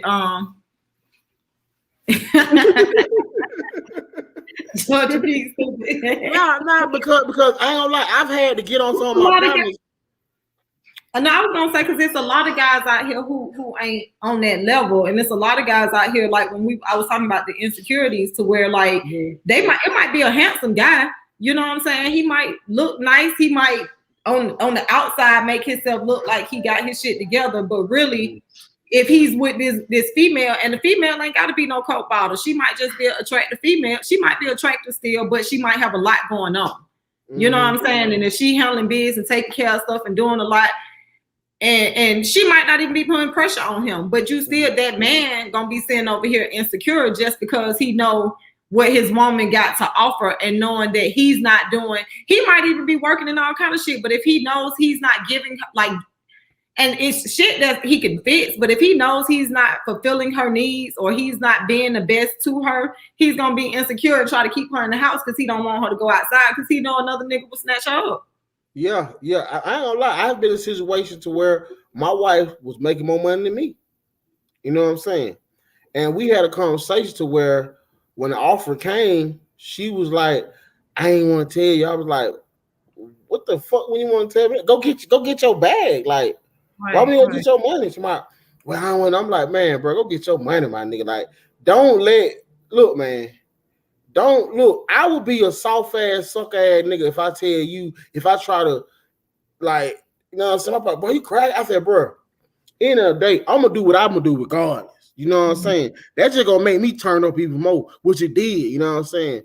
So, you know, I've never been a type nigga to really be like asking my wife or like. I didn't even know my wife. I never even knew how much money she made until the end. You feel what I'm saying? Because I always been a type nigga. I can't let my wife like me no duck. You know what I'm saying? You know, because it was times shit. I ain't had shit going on. I went and cut grass. I got them clean, got them gutters. I did all kind of shit. You know what I'm saying? So I said, you know, like I ain't always been this nigga. I tell you, I ain't always been this nigga. You know what I'm saying? So. But then I said, bro, like you can't goddamn you can't let your girl look at you like that. Like I don't give a fuck. It's just certain shit you just can't do. I don't give no fuck. It ain't even about her. It's about you. Cause guess what? The world looking at somehow the world looking at you. You feel what I'm saying? Cause it's like, damn, she with that nigga. What the fuck that nigga doing? The first word come out of everybody's mouth. You feel what I'm saying? Damn, what that nigga got on him? You know what I mean? So and that should be so embarrassing for the female when you with a nigga. Yeah, I have been there. I mean, because you know, I have been. So I say, look, you don't have to like, bro. Like, you need to come to me. You don't fuck all. You need to come to me. You know what I'm saying? Come to me because you know, let's work on this together. Show me what you need. I'm gonna show you. No, we can work on it together. You know what I'm saying? At the end of the day. You know, you come to a good understanding because you be like that. Sometimes women, y'all, all that super independent shit or make a nigga afford the insecurities too. You know what I'm saying? And I be like, every time you need some gas in your car, so I don't put no gas in your car. Let me put some gas in your car sometimes.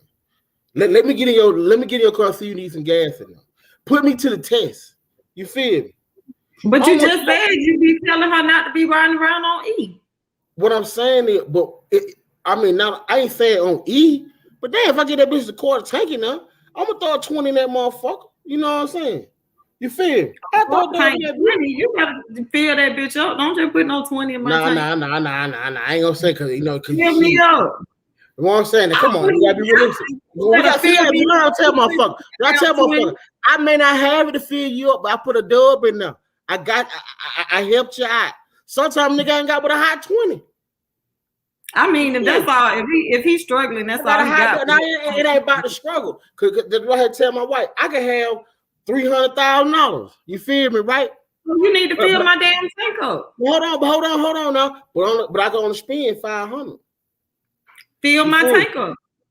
But right now, this $500 gotta last us all week. Fill my tank up because we gotta use the car. Hell no, get what? You got paid motherfucking Friday. Nigga, fill the car up because at the end of the day, and gas lasts longer when you ride on a full tank. It lasts. I'm tell you something. When shit going good, you get a full up. We maintaining now. Take this $20, get your ass back and forth to work. $500 to make it through the week. That's enough to fill my tank. If my tank on a quarter tank, it ain't gonna take you probably like $35 to fill it on up. $35, $40 to fill it on up. Fill it up because if you put 20 today, you're gonna have to put 20 more in 2 more days. Well, get what? When you get in your car, you gonna say, "Oh man, my baby put $20 in my tank. Let me go put the other 10 in so I can have a full tank." No, see what I'm saying? I'm gonna get in my car and I'm gonna get in my car and be like, damn, I appreciate this shit, but why you ain't going to fill my shit? No, you don't appreciate it. You don't appreciate it. So you wanna know what? I tell myself to tell you something. Don't come back telling me. I said, don't come back telling me what them hoes saying. Cause guess what? They nigga ain't even put a 20 in they motherfucking tank. Them hoes I ain't telling you what them hoes saying. saying. I'm telling you what I'm saying. I ain't talking about you. I'm talking about the women, my friend. Them hoes round on E. That nigga ain't putting shit in their tank. He using their car, going to over their homegirl house and hit them same hole he talking about. But you know, when it going good, we can fill up. Sometimes you can always fill up.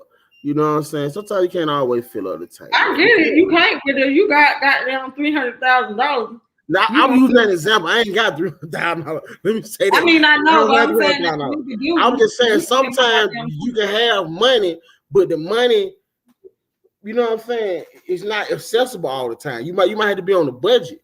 You feel what I'm saying? We could be, you know, sometimes we on the budget, you gotta stick to that budget. You know, that's all I'm saying.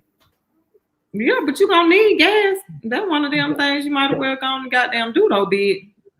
Oh, you ain't gonna know if all I got is $30 to my name, then yeah, I might put 15 in the tank. But if I got enough to fill my tank, I'm gonna go on and fill it up. That way I ain't gotta worry about when I run out of money.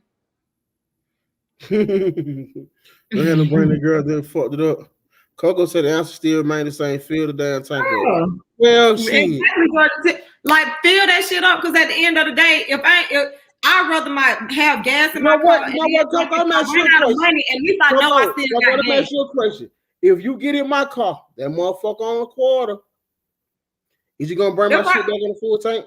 If I go to the gas station, I'm gonna fill it up. No. I ain't saying if. Is you gonna bring it back on the full tank? I'm telling you, if I stop at a gas station, I ain't no matter. Is you gonna bring it back? No, I'm saying that because I'm like, either I'm gonna go to the gas station, or I'm not. If I don't go, that means I had no intentions on putting gas in this car.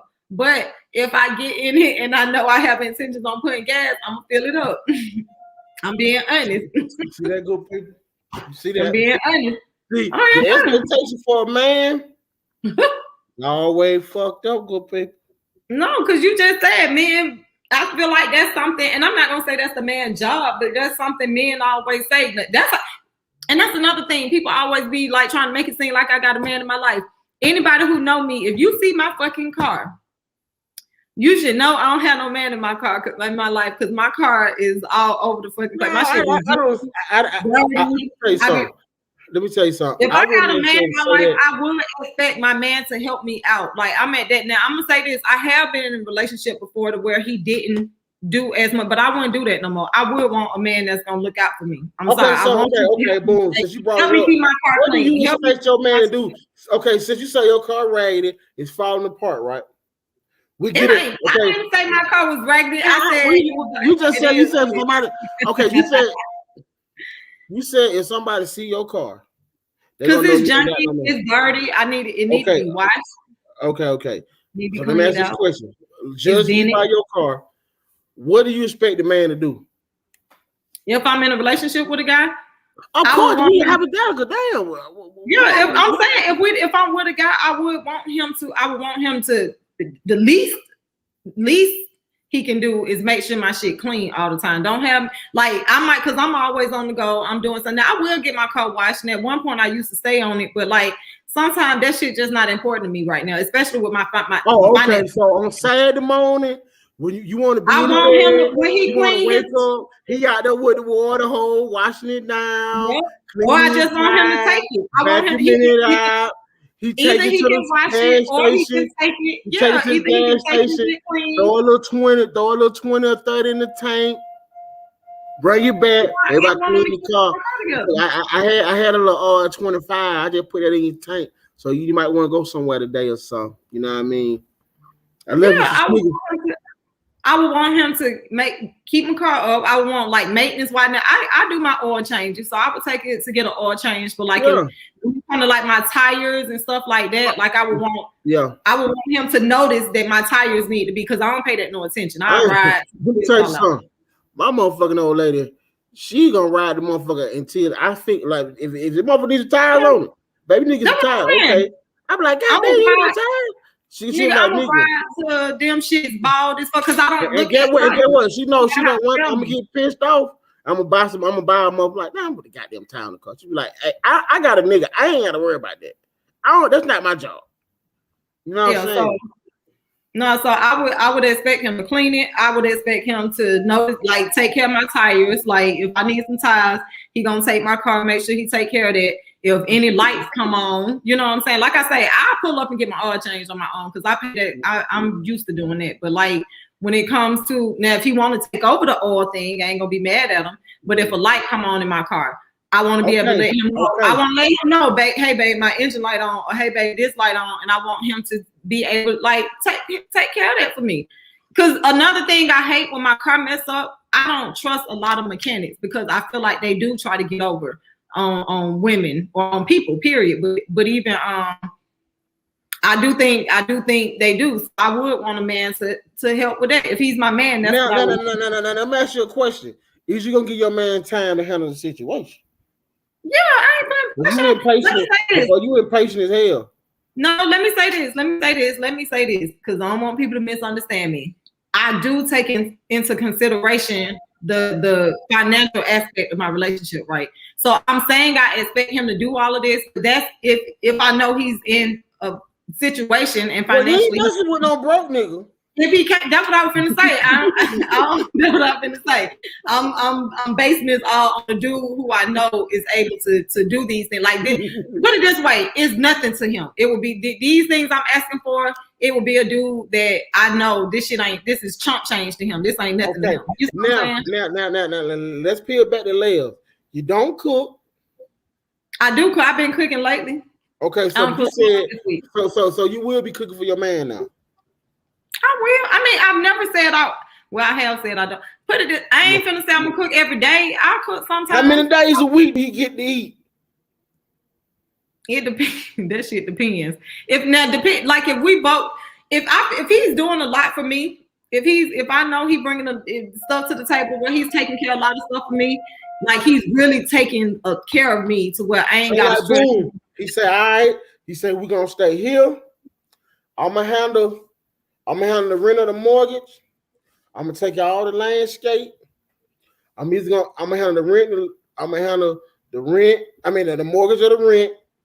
I'm gonna handle the yard, and I'm gonna handle the cable. I'll cook.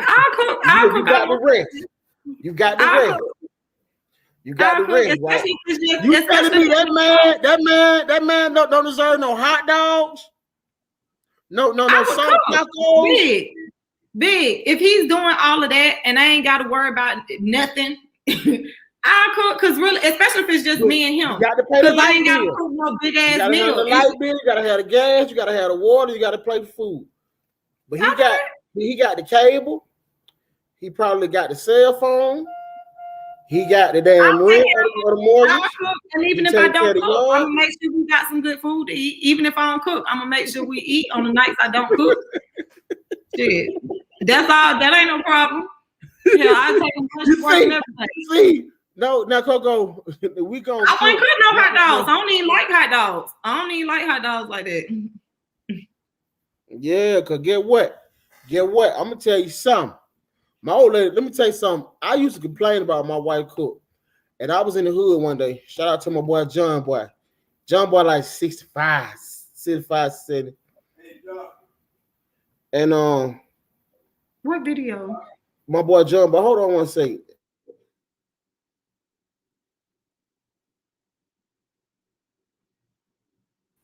Yeah, my bad. So my boy John Boy. I'm like, man, they goddamn good. I don't know fuck this. I complain. He said, let me tell you something. Needed 2020. These women don't cook no more. Your wife cook every day. And you complaining? He said, nigga, I don't give a fuck if she makes some motherfucking peas with some onions floating in that motherfucker, some cornbread. You eat that shit and you shut the fuck up. He said, next time you want on your plate, ask how many that wife cooked last month.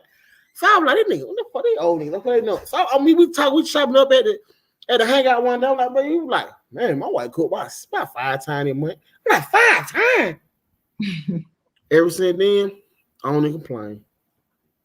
Now I complain like if she ain't cooking, but if she cook, she only ask.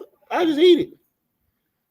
Just eat it. That's what I'm saying. I don't since I started back. I told you I don't start since I. Some nights she be like, look, nigga, I boiled you some hot dogs. I put some chili. You got some onions. You got some slaw. It's some mustard and ketchup. I left your bag of chips on the table. Don't fuck with me. I'd be like, you know what? You did what I should do. You know what I'm saying? There's gonna be some nights I come home, I got that spread. I got a steak. I got a baked potato. I got a salad. I got garlic bread. And I got some. I wouldn't do see that, and that's my thing. Like I would cook. Now you ain't gonna get no big hearty ass meal every night I cook, but it ain't gonna necessarily be hot dogs. See, just you know what I'm saying? Like I make shit. I might do some burgers or something like that. You know what I'm saying? Like a nigga a sandwich or something. Some nights sometimes you might get some brunch. I might do some eggs, grits, and bacon or sausage or something like that. Coco, let me tell your ass something. And biscuit. Let me tell your motherfucking ass something. That's good. Don't you, I better not come home, been out grinding all motherfucking day. And you got me some cold ass grits. That ain't cold. I don't want. Some people that I've been with people who I done been with people like that shit at night. Like they ain't had no problem. This is a crazy story. So when I first I call it Brenner, not brunch. It's Brenner. Man, let me tell you something. I want something gonna stick to me, put me to sleep. I'm gonna be up forward all night. Like, man, I'm got So when me and my wife first got together, she was like, yeah, I made you some breakfast, you know what I'm saying? Come get it. Get what it was? A bowl of fucking cereal. She put bananas in it. You know what I'm saying? It was high quality milk. It was good cereal. I said, I want to explain something to you, baby. I love you. See, in my house, when I was raised, we had cereal was a snack. Okay? No. Cereal was a snack. We would get a bowl of cereal. We go to my grandma's house. We would get a bowl of cornflakes with peaches in it. We would eat that because my grandmama was in there cooking dinner. We're cooking breakfast. You heard me. Was not cooking breakfast. That's what my grandma say. My grandma, my daddy say breakfast. They was not cooking breakfast. You would eat that the whole year over till the breakfast came. That's why I guess we fat as fuck. I was just about to say that's why Me and my brother are the only two fat people in my family. Everybody else in my family is smart. They all ate the same shit.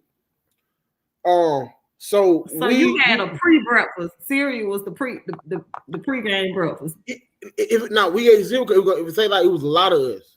You know what I'm saying? And then I do our day. Grandma, like, Mama hungry. Why you eat some goddamn cereal? I'm like, I eat some cereal. Eat some cereal, put some peaches in it, we'll eat it. That was it to get you between the meal. But you ain't putting no goddamn cereal. My alarm kept going. What kind of cereal you putting peaches in? Cornflakes or Frosted Flakes. Ew, bananas. You put peaches in it? Ooh, you never had cornflakes and peaches? I don't want to. What, Coco? I eat my Frosted Flakes with bananas. Coco, let me give you them peaches in that bit. I always turn you on the good shit. That shit there, you would take a banana and throw that bitch up the street. That motherfucking cornflake with fucking peaches in that motherfucker. Now imagine, you see how big my son is. Do you think that nigga got that motherfucker big in goddamn cereal? Simeon is solid. Yeah, because you know why? He'll be eating cereal while we got to cooking that nigga breakfast. That nigga, he don't even think cereal is a breakfast. He thought it was a snack too. He get that from me. We didn't grow. I didn't give that nigga no motherfucking goddamn. You get full off cereal, man. Huh? How you don't get full off of cereal? Because I'm not finna eat enough cereal to get motherfucking full, first of all. When you was a kid, you couldn't get full off of a bowl of cereal. I was a kid. I mean, sometimes we were so poor, you know what I'm saying? Sometimes we were so poor, you know what I'm saying? Hell, you know, my mama say, hey, listen, we ain't got no breakfast. Y'all gotta eat them cereal today. You're like, damn. That's all we ate as kids, man. When we got, it was rare when we get like. That's what I'm saying. I grew up eating homemade biscuits every morning for breakfast. I grew up eating homemade pancakes for breakfast. It was a lot of us growing up in my grandma's house. It was like a lot of us in one house. No, we had cereal. My and grandma, man, I get my cousin. we had to use that pet milk. We woke up in the morning, man. My grandma used to get up at 5, 6 in the morning, nigga. We'll be asleep, nigga. My grandma used to just be getting home from work. My grandma be in there making motherfucking biscuits, egg, bacon, grits. We had orange juice. I had Kool-Aid. Then we be in that bit. Then there be so much breakfast. We want a midday snack. That'll be our lunch too. Them country styles and motherfucking red. Y'all had money. We might eat like Meadow, man. But if y'all eating like that every day, y'all eating like that every goddamn day, shit, we had pet milk. My motherfucking grandma from fucking Alabama was 7 motherfucking kids. You feel me? See, my grandma just knew the same way you spend $3 on a box of cereal, you can get a bag of grits, some flour, you know what I'm saying, and some goddamn butter. You can make you some goddamn butter bits and grits. You know, it was just different style. The meat though, it's the meat. What the meat was coming. The meat is what's gonna cost. One thing about it, my grandma only bought when she got her stamps. She only bought meat. She only bought meat with her stamps. And then all the money that my granddaddy made on the side, that's how they bought their sides and other shit. You know what I'm saying? But my parents never got food stamps, nothing like that. So, you know, I didn't grow up in a household getting that. You know what I'm saying? Only my grandmama and my other family member. My mama refused to get on Section 8 or to have food stamp not coming up. You know what I'm saying? I ain't gonna say my mama refused it, but she didn't get it. No, I'm saying no. I'm not saying my mama was not with that. My mama said she wanted to break the generational curse of her family. She wanted to show her kids another side of life. You know what I'm saying? That's awesome. And my mama and my daddy. That's why I say, you know, when it came time for me to return the favor for my and like take the burdens off my mama and my daddy. I mean, I ain't gonna say my mom and dad were the perfect parent, but one thing I always say was my mama got up a lot of days when she didn't feel like her feet were hurting. And my daddy, I ain't gonna say he was perfect, but hey, I seen that nigga. I hear that van or that truck cranking up every motherfucking morning. He gave me everything he got. He gave me every opportunity. My parents gave me every opportunity to be successful. If I didn't be successful, it was on me. You know what I mean? So when I had a chance to repay them and let them know that I appreciate everything he did for me. And the sacrifice. I ain't gonna say I'm a hood nigga. Now we had no light sometime, and you know we had food in the cooler, and we went through the water, got cut off. But I remember, I'm gonna tell you a funny story. One time, you know, our lights that got cut off. We had food in the cooler, and my daddy went to McDonald's. You know, McDonald's just had the little burgers and shit for like 60 cents, and the fries and shit. So he got me and my brother 2 burgers and the fries a piece. And we was in the dark, burning counter, and I was mad. You know, I was mad because I didn't understand life at the time. You know, you young, you 11, you think you know some shit because you go to your homeboy house, they lights never off. You know what I'm saying? But and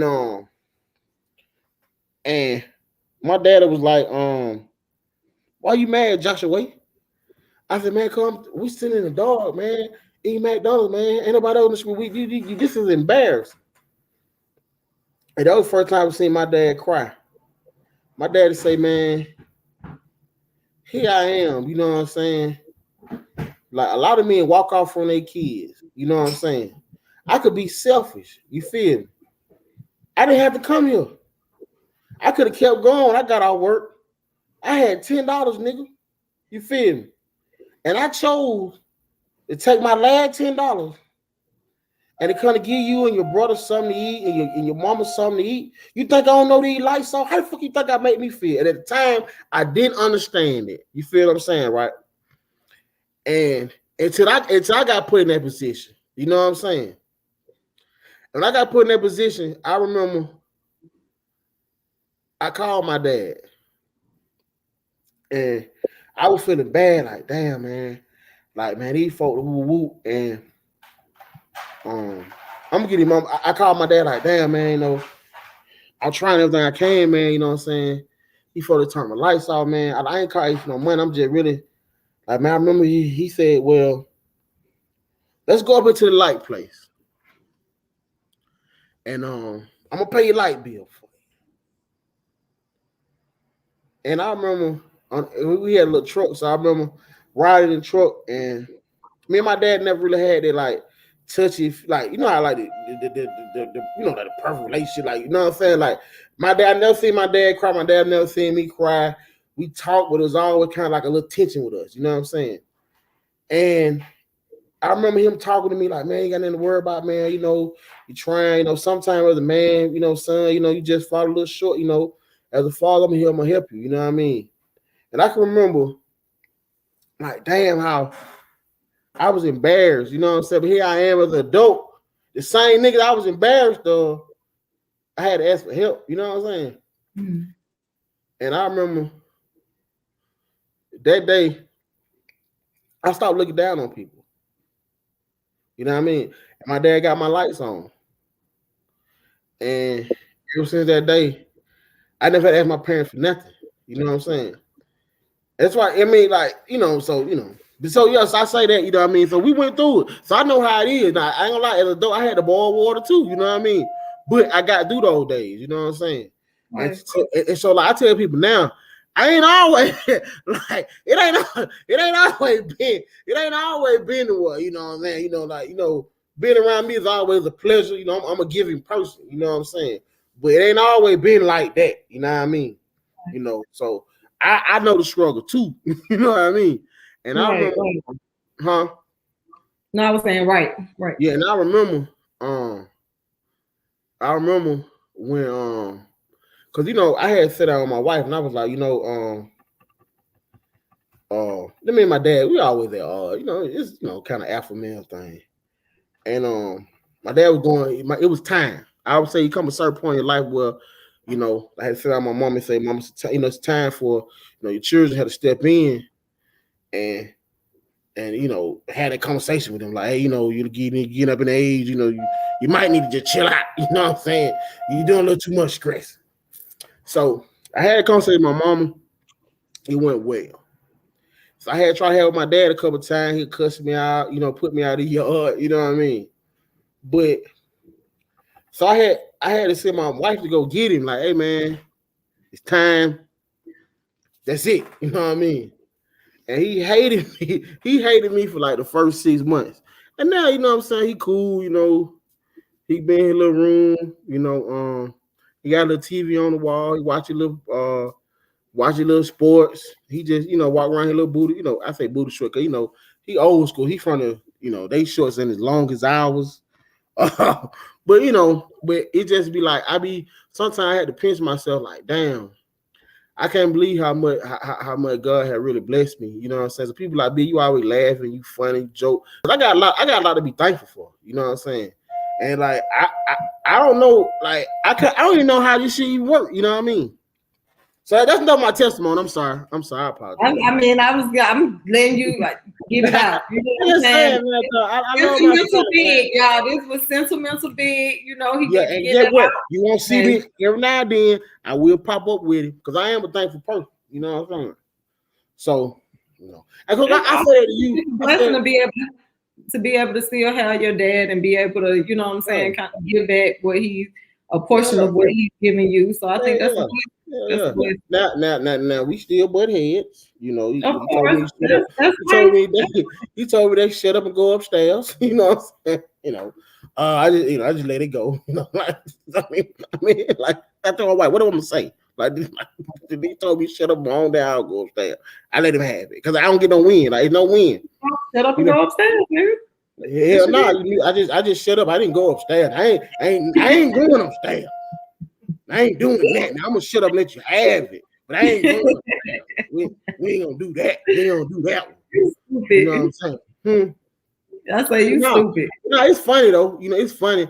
And that's why I say, like, I say all that to say that being a head of a household can be extremely taxing and trying. I come back to this. So I think a lot of time with men is that dealing with the emotional construct of a woman sometimes, along with the other shit, can be very, very, very taxing. You know what I'm saying? I don't think a lot of times dudes be meaning to be fuck niggas, but They didn't have like a lot of times niggas just ain't went through that. A lot of my partners, they never had their lights turned off. Like they dad and mama went to college and shit, so they never really been through. They kind of been semi-caught up their whole life. So the first time they go do something, it really break them down. Like they don't know how, you know what I'm saying? Like I don't have niggas take one, I don't have partners mine take one fall in their 20s. They never get up from the turf. You know what I'm saying? I don't see friends have falls in their teens, their 20s, their 30s, and they 40 keep going. So Coco, when you talk to your friends, what do you tell them about when they what do you tell your friend when they having a bad day? I mean, for the most part, you know, I mean, it's life. It's life. Like I feel like bad days.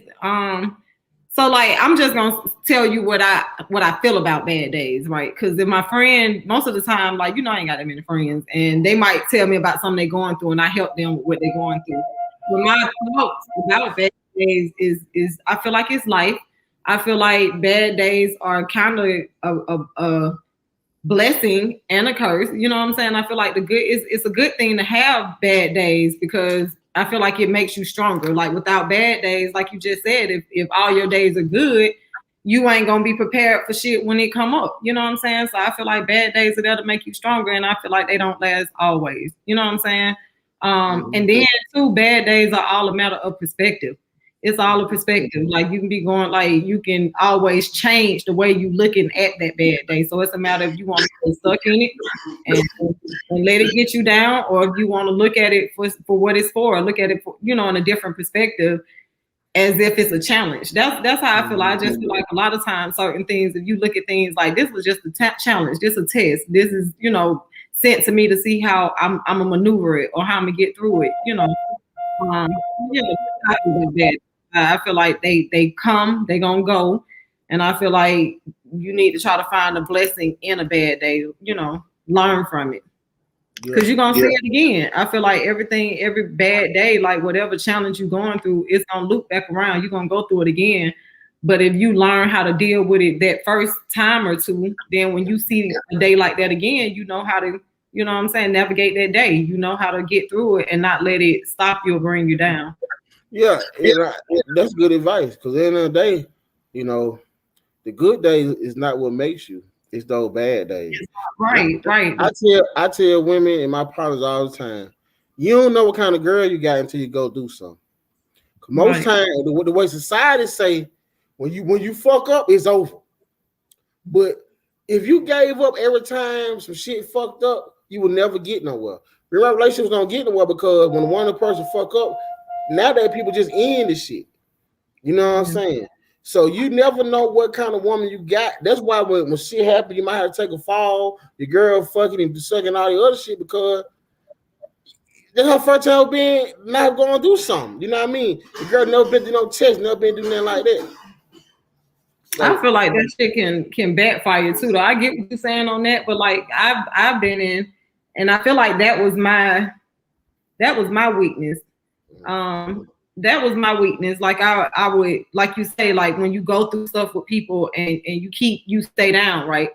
But I feel like in my past relationships, like a lot of times I feel like I stayed too long because it's kind of like sometimes you can be in a relationship with people and you go through stuff, and when you stay down, that, you know, the perfect situation is if I stay down and I ride with you and we ride through these bad times, we grow together. You're going to appreciate me. I'm going to appreciate you. We're going to keep going together. But then there are times when you stand by somebody and you ride for them, and then people take that, your kindness as a weakness, or they take advantage of it. You see what I'm saying? And they look at it kind of like, I know you're gonna be here. You see what I'm saying? So I'm not, why I'm gonna change? Why do I have to change? Or why do I have to be this different person if I know you're gonna be? I know she ain't going nowhere.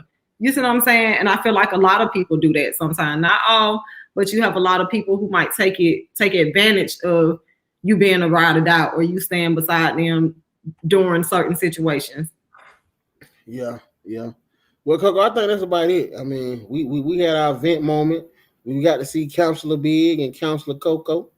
And Big, I just want to say this. I'm more than just a funny person. I'm a real person. You You know obviously, because you pulled it all out on the table there. I thought you were about to cry. Almost did because I had the tissue ready for you. You know, cause in the day, you know what I'm saying? Like I ain't like I'm 43. I'm finna be hopefully God see fit. I'm sorry, my fucking, you know, they keep going out my door and my alarm, you know. So they let you fuck niggas know. I don't go nowhere with them say. Anyway, but I just want people to know that I'm also human. That I'm human. And like just because I choose to live my life a certain way, that don't make me no different than you. And I think there's a lot of times where people always, as black people, we all want to think we better than the next person. I don't think I'm better than nobody. Because you've been around me, you see me interact and talk with a lot of people. I treat everybody the same. I talk shit to everybody. You know what I'm saying? I give everybody around me a voice because I don't ever feel like I'm better than nobody. You know what I'm saying? Because I feel like my mental acumen, my intelligence, and the person that I am, if I'm meant to excel, I'm gonna excel. I ain't got to put you down for me to be that. You know what I'm saying? Most time I walk in the room, I know I'm probably the most intelligent person there, but you'll never know that because I just always be me. I think a lot of times, you know, people are afraid to be themselves. You know what I'm saying? Yeah, I want a few people not afraid to be myself, and if people don't like it, they can kiss my ass. Because at the end of the day, opinions don't pay Georgia power. I honestly feel like that's the problem with the world. Anyway, I feel like that's what people need to get to. All this, like when they say all this, people being sensitive and folks, you know, getting mad, trying to counsel people and all that. At the end of the day, thank you. At the end of the day, thank you. I feel like it boils down to everybody being there. When you good with yourself, can't nobody counsel you, can't nobody offend you, can't nobody, you know what I'm saying? Because at the end of the day, you good with yourself. Like you're not looking for no approval from nobody else. So it's kind of like you shit. And that's the thing. I think that's what we got to get to a place. People need to learn how to be good with themselves and stop looking for approval and acceptance from everybody else. Yeah, I remember when me and you first linked up to do this, to bring you on. And I was like, I want you to be you. However you is. I want you to be you. Because honestly, it took me a minute to be comfortable with that because I'm gonna say this, like most of the time I'm good with being myself in my comfort zone because I didn't open myself up to a lot of people. You know what I'm saying? So coming onto the show and don't get me wrong, even in my comfort zone, I was still learning myself again, trying to get to a place to be fully comfortable being myself, and I'm still working on it. But coming onto the show and knowing that I'm opening myself up to whoever may view the show, you know, it could be anybody in the world can watch this. And so it was challenging. It took me a minute to become comfortable. I'm more comfortable now, and I thank you for that because you did always encourage that. You know, you always told me you wanted me to be myself. You've encouraged it. You're a dope ass person. I know, I talk a lot of shit about you, but you're a dope ass person. You're a sweetheart. You're a kind person. You know what I'm saying? And like I say, you help change the dynamic of the media show. You know what I'm saying? So I'm deeply appreciative of that. And when I said, I said, look, bro, I'm gonna do what I do. I just need you to do what you do. Like you ain't gotta. Hey, I'm gonna be big. I said, you understand? I'm gonna be me if you be me, and you be you. And everything I figure. And once you kind of figure out, hey, I could be me just because he like that. That don't make me. But I say, hey, guess what? I'm the yin, you the yang. That's what make it work. You know what I'm saying? Yeah. Because I don't want to. And I tell you all the time, this eye show. That's why I say, you know what? To get her the confidence, I'm gonna add COCO to the name. You know what I'm saying? The big COCO. You know what I'm saying? We partners. You know what I'm saying? Like we here. And I can see the growth in you. You're an excellent interviewer. You're much more comfortable now. You're much more wittier and you think fast. So, you know what I mean? Hey, we here. We don't talk your head off. No. But I appreciate you for that, because you had a lot to do with that. You really did help me to be comfortable. And even you taking a chance on me knowing that this is something I never did before. You know what I'm saying? And trusting me, pushing me. You know, because who knows what the future holds. Like I say, you know what I mean? You know, hey, man, I could never be a hater. You know what I'm saying? When you go into a room, you always the center of attention. People are naturally like attracted to you. I don't think this shit always feels good. It's really like your vibe. You know what I'm saying? Your vibe. You know what I'm saying? And it's like, I'm like, okay, people really do like her. You know, sometimes I do get a little jealous because I'm big, you know. I want people to like me. I'm here. What about me? That's the crazy part. We too much alike, big. This shit, we be too much alike. What about me? I'm here. I'm cute. Okay, she a girl. I understand that, but I'm funnier. But no, all seriously though, goddamn center of attention. no.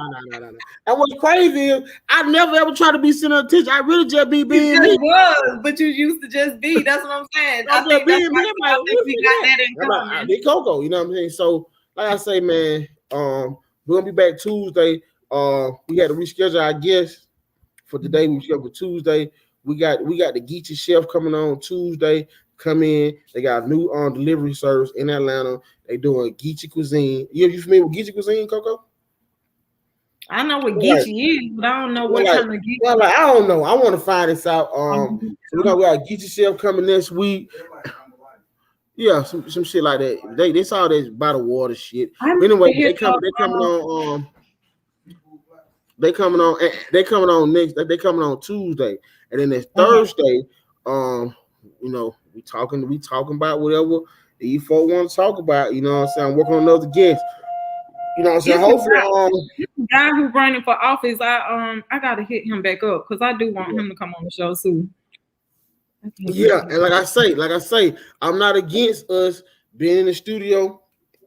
Studio 360 still coming. Don't worry about it. Everything in the works, and now y'all business. But I do want to get us in a studio setting and do a show, but it has to be the right guest. So what I've learned is I wasted a lot of money. I'm not wasting no money. If I'm gonna spend some money, it got to be a guest worth me doing it. Not saying these people ain't worth the money, just like, you know, because you can sit at home guest in your house. I can sit on my house. You know what I'm saying? If financially, this, I won't pay $50 a month for this, but for me to spend $600-$800, you know what I'm saying? It gotta be worth it. I should have to pay for no motherfucking view. I mean, no motherfucking promotions and shit. I should see my return, my ROI, my return on my investment. That's all I'm saying. So right. I'm not with the free alley-oops right now because we trying to reinvent the model. And what we doing, we actually rebuilding our fan base organically, which always proves to be better any fucking way. So when Studio 360 is finished, we're gonna have a whole new fan base anyway. You know what I mean? So hopefully we're gonna. I think if you bring me back to reality, like last week when I was finna make that move, you was like, man, we really don't need them folk, man. We need to keep doing what we doing. The motherfucker want to come fuck them. Let's keep it moving. See, that's the motherfucker. That's why I fuck with you. Cause you always, I tell people all the time, I say, the one thing I know about COCO, she get on my motherfucking nerve. She gonna look me in my eye. She gonna keep it all the way 100 with me. And say, Big, I know you want to hear this shit, but fuck that shit. We ain't gotta do that shit. Fuck them. And that's what kind of nigga I am. And sometimes people, nah, Big, I just go on and do it. And then I be like, man, I should have did that shit. But that's how I know you really with me. That's why I fuck with you. You know what I'm saying? Yeah. So we'll see y'all.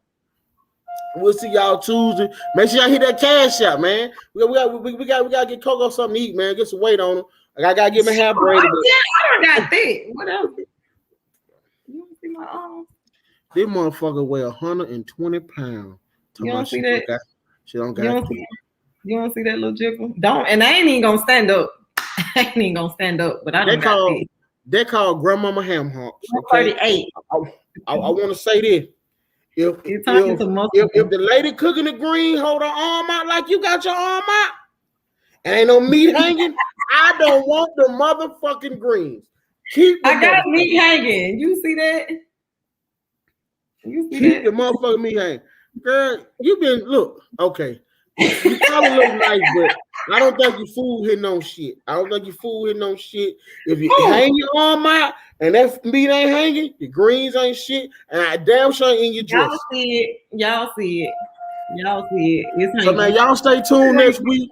COCO is gonna be on the show in a skin tight dress. She's gonna be. I'm just playing. We'll see y'all Tuesday. I wear my body dress. Okay, Tuesday. Okay, he hit it. Tuesday, Grandma COCO is gonna be in a skin tight dress, and I'm doing the show topless. Please don't. I'm gonna do the show. Oh! You gonna have your titties out? Okay, Big gonna have the titties out. Titties out Tuesday. Let me tell you, ladies, something. Topless Tuesdays. You know, let me tell you something. I think it's gay for a man to rub his body down. So I'm gonna get oil down. Okay, I'm gonna get oiled down and greased up. I'm doing the show topless. If Coco on this bitch in a tight suit, I'm taking this shirt off. Big, I would, man. I probably would pay to see that shit. That's gonna be funny. You see that? You see that? I might send the cash out for that. Yes, sir. Man, come on, man. Look, man. Anybody like, bro? You know. I'm a cool, bro. I'm cool, man. I gotta tell folks. I gotta put this. People like, boy, I ain't gonna say, yeah. You gonna do it for real? That nigga would do it. Like he ain't tripping. You gonna do it for real? Cause look. I know I'm fine. I know I'm safe. I know. So you gonna grease down and have the titties out Tuesday. If you come on this motherfucker trying to outshine me in a bodysuit, I'm gonna be ready. I'm shirt off. I'm Gucci man. My shirt is off. I'm coming with it Tuesday. I'm coming with it. You show your body view. I'm gonna show my body view. Stand up and everything. I'm gonna stand up. I'm gonna get it to him. Side view and all. I can't wait. I cannot wait. I don't have my hair done. I want to tell y'all something. I'm bringing the perm back. I made my appointment. I'm bringing Luscious Big coming back. I'm bringing the bounce back. You had a perm before? Yeah. No, you didn't. Nigga, if you come on here with your hair, if your hair first out with you, all I gotta say is ass niggas. They gonna say that nigga really had a motherfucking perm. Okay, but if you come on here Tuesday with a perm, I'm gonna be looking luxurious. I'm gonna have my hair slicked back, greased up. With my what those things called, Simeon? My head hurt. Okay. The boxer grease on with my boots on. Oh, my head hurts so bad. Hey, what that nigga? Hey, what that stripper boy that was on Real Housewives Atlanta? He ain't got a motherfucker jackhammer or some shit like that. They'll call me power driver. My wife has told me I'm not allowed to get a perm. You can't get a perm. Can you press it out? But that's why I told her it's my hair. I ain't getting it braided. I'm going nappy, and she I'm aware. I would do a press out. I might do a press out. I'm gonna do a press out. But see, you know, I'm gonna. No. I want to hang. You gonna buy it? Yeah, because I want to give. Hold on. Let me stop there. This show is dedicated to my kiddo. You know what I'm saying? Hustle. You know what I'm saying? 1,000. You know what I'm saying? Roy Hippie. You know what I'm saying? Yeah, I know I love my boy Phil, man. He in the feds. You know what I'm saying? You know, he facing it. What he facing? But I just want to know, man. We ain't forgot about you. I love you, son. Goddamn with you till the wheel fall off. You know what I'm saying? I want you to know that we thinking about you. But yeah, listen, I'm greasing up. I put my boots on. Because you know, I know you're gonna go bodysuit and boots. You're gonna try to shine me. So I'm going. They ain't gonna see my boots.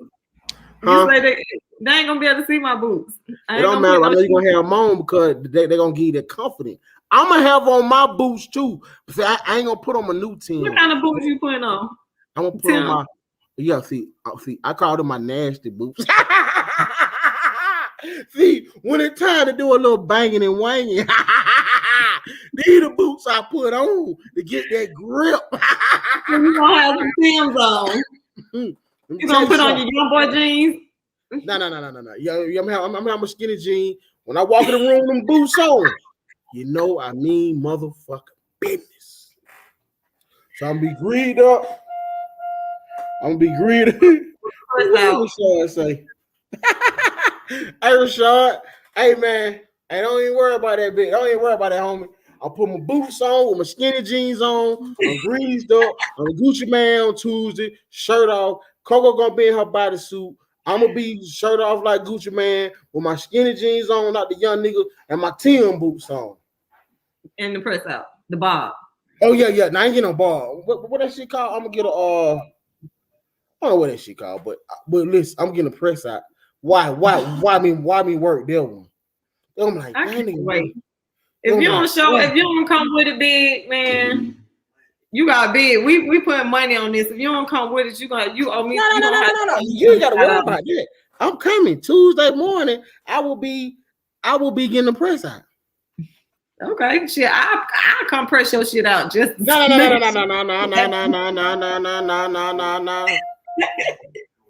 that white button on the line. Stop that. Hell no. I cannot wait. 2 in the morning, I'm getting the press out. And before I go live, I'm gonna hire me a girl. Yes, sir, good people. I'm gonna get rubbed down by some young and tender chicken script. 21 and older, of course. Oh, Ebony gotta rub your ass down. No, Ebony will be at work. Oh, your mama gonna have to do it. God, Dad, you gonna expose me on camera like that? Let me look like I got something going on, please, man. Your mom just like old time back in the day. Mama gonna grease you up. Yeah, huh? I say just like back in the day, old time say, Mama gonna grease you up again. Yeah. But hey man, it's been real. We'll see y'all Tuesday. Y'all make sure y'all have a COCO in her bodysuit. BIGGZ in the grid down. You know what I'm saying? Goodwood, big hood, bitch. Y'all